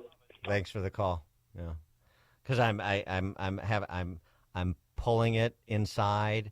I'm pulling it back with the face closed, and I'm all over the place. I played Trump International Tuesday and Wednesday this week, where that assassination attempt was made. And it's the fifth hole, by the way. Now I know. And it is amazing, just as we talked about at the time, it is amazing that Secret Service did not sweep that area because you've got that fifth hole. It's a long par 3. It's 200-yard par 3, at least from the blue tees. And it's lined with palm trees, but the road is right on the other side. So, I mean, it just the idea that somebody could be sitting there for as long as he was there lying in wait is wild to me. Anyway, the point of bringing that was, I guess that was part of the point, but the other part was, I mean, on Wednesday I shot, but I mean, I sort of just like cashed in too. I shot the worst round I've shot. I can't even remember. It's just awful. It's a very sad story. Maybe I'll set up a GoFundMe page. Ralph and Rantoul. Yeah, Dan, the interview that she conducted of the kid trying to save his family was very moving. She forgot to ask him. She forgot to ask him if the water they were in was wet. How wet was it? And maybe what he learned in his second grade geography class. And as he's trying to impress upon her that their lives are at risk because they're somewhere out in the big dark ocean. No. All of the inane questions. What kind of training do they give these people in New Zealand? Like how to avoid sending emergency services because by then you're sure they're dead. Thanks for the call, Ralph.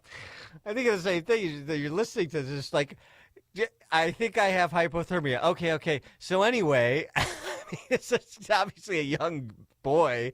You think like, okay, I've dispatched cops, paramedics. They're on their way. Stay where you are, and and now we can keep talking. But let's get this ball rolling a little bit. What do you say, huh? I mean, he's incredibly calm and patient, especially after having done like a, mini Iron Man to get to that phone to call police. Little help here. Perry and Niles. Hi, Dan. I got a knock-knock joke. Mm-hmm. Knock-knock. Who's there? Emerson, Lake and Palmer. Emerson, Lake and Palmer who? Emerson, Lake and Palmer Cartney.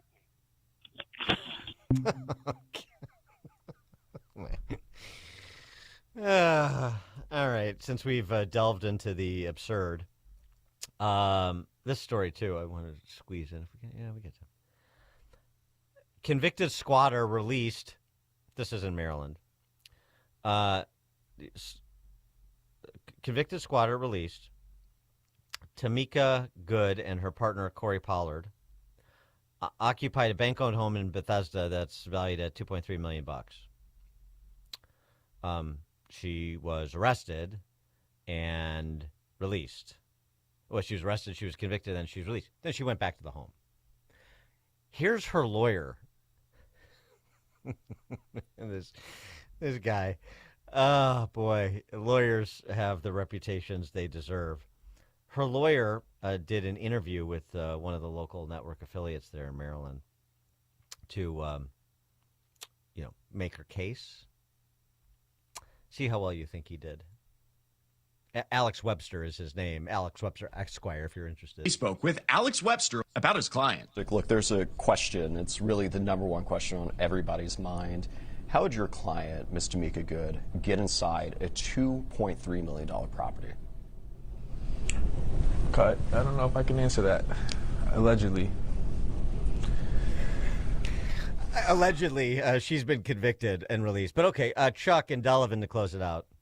Hey, there's a new food truck at the Piggly Wiggly in Delavan. They got great tacos.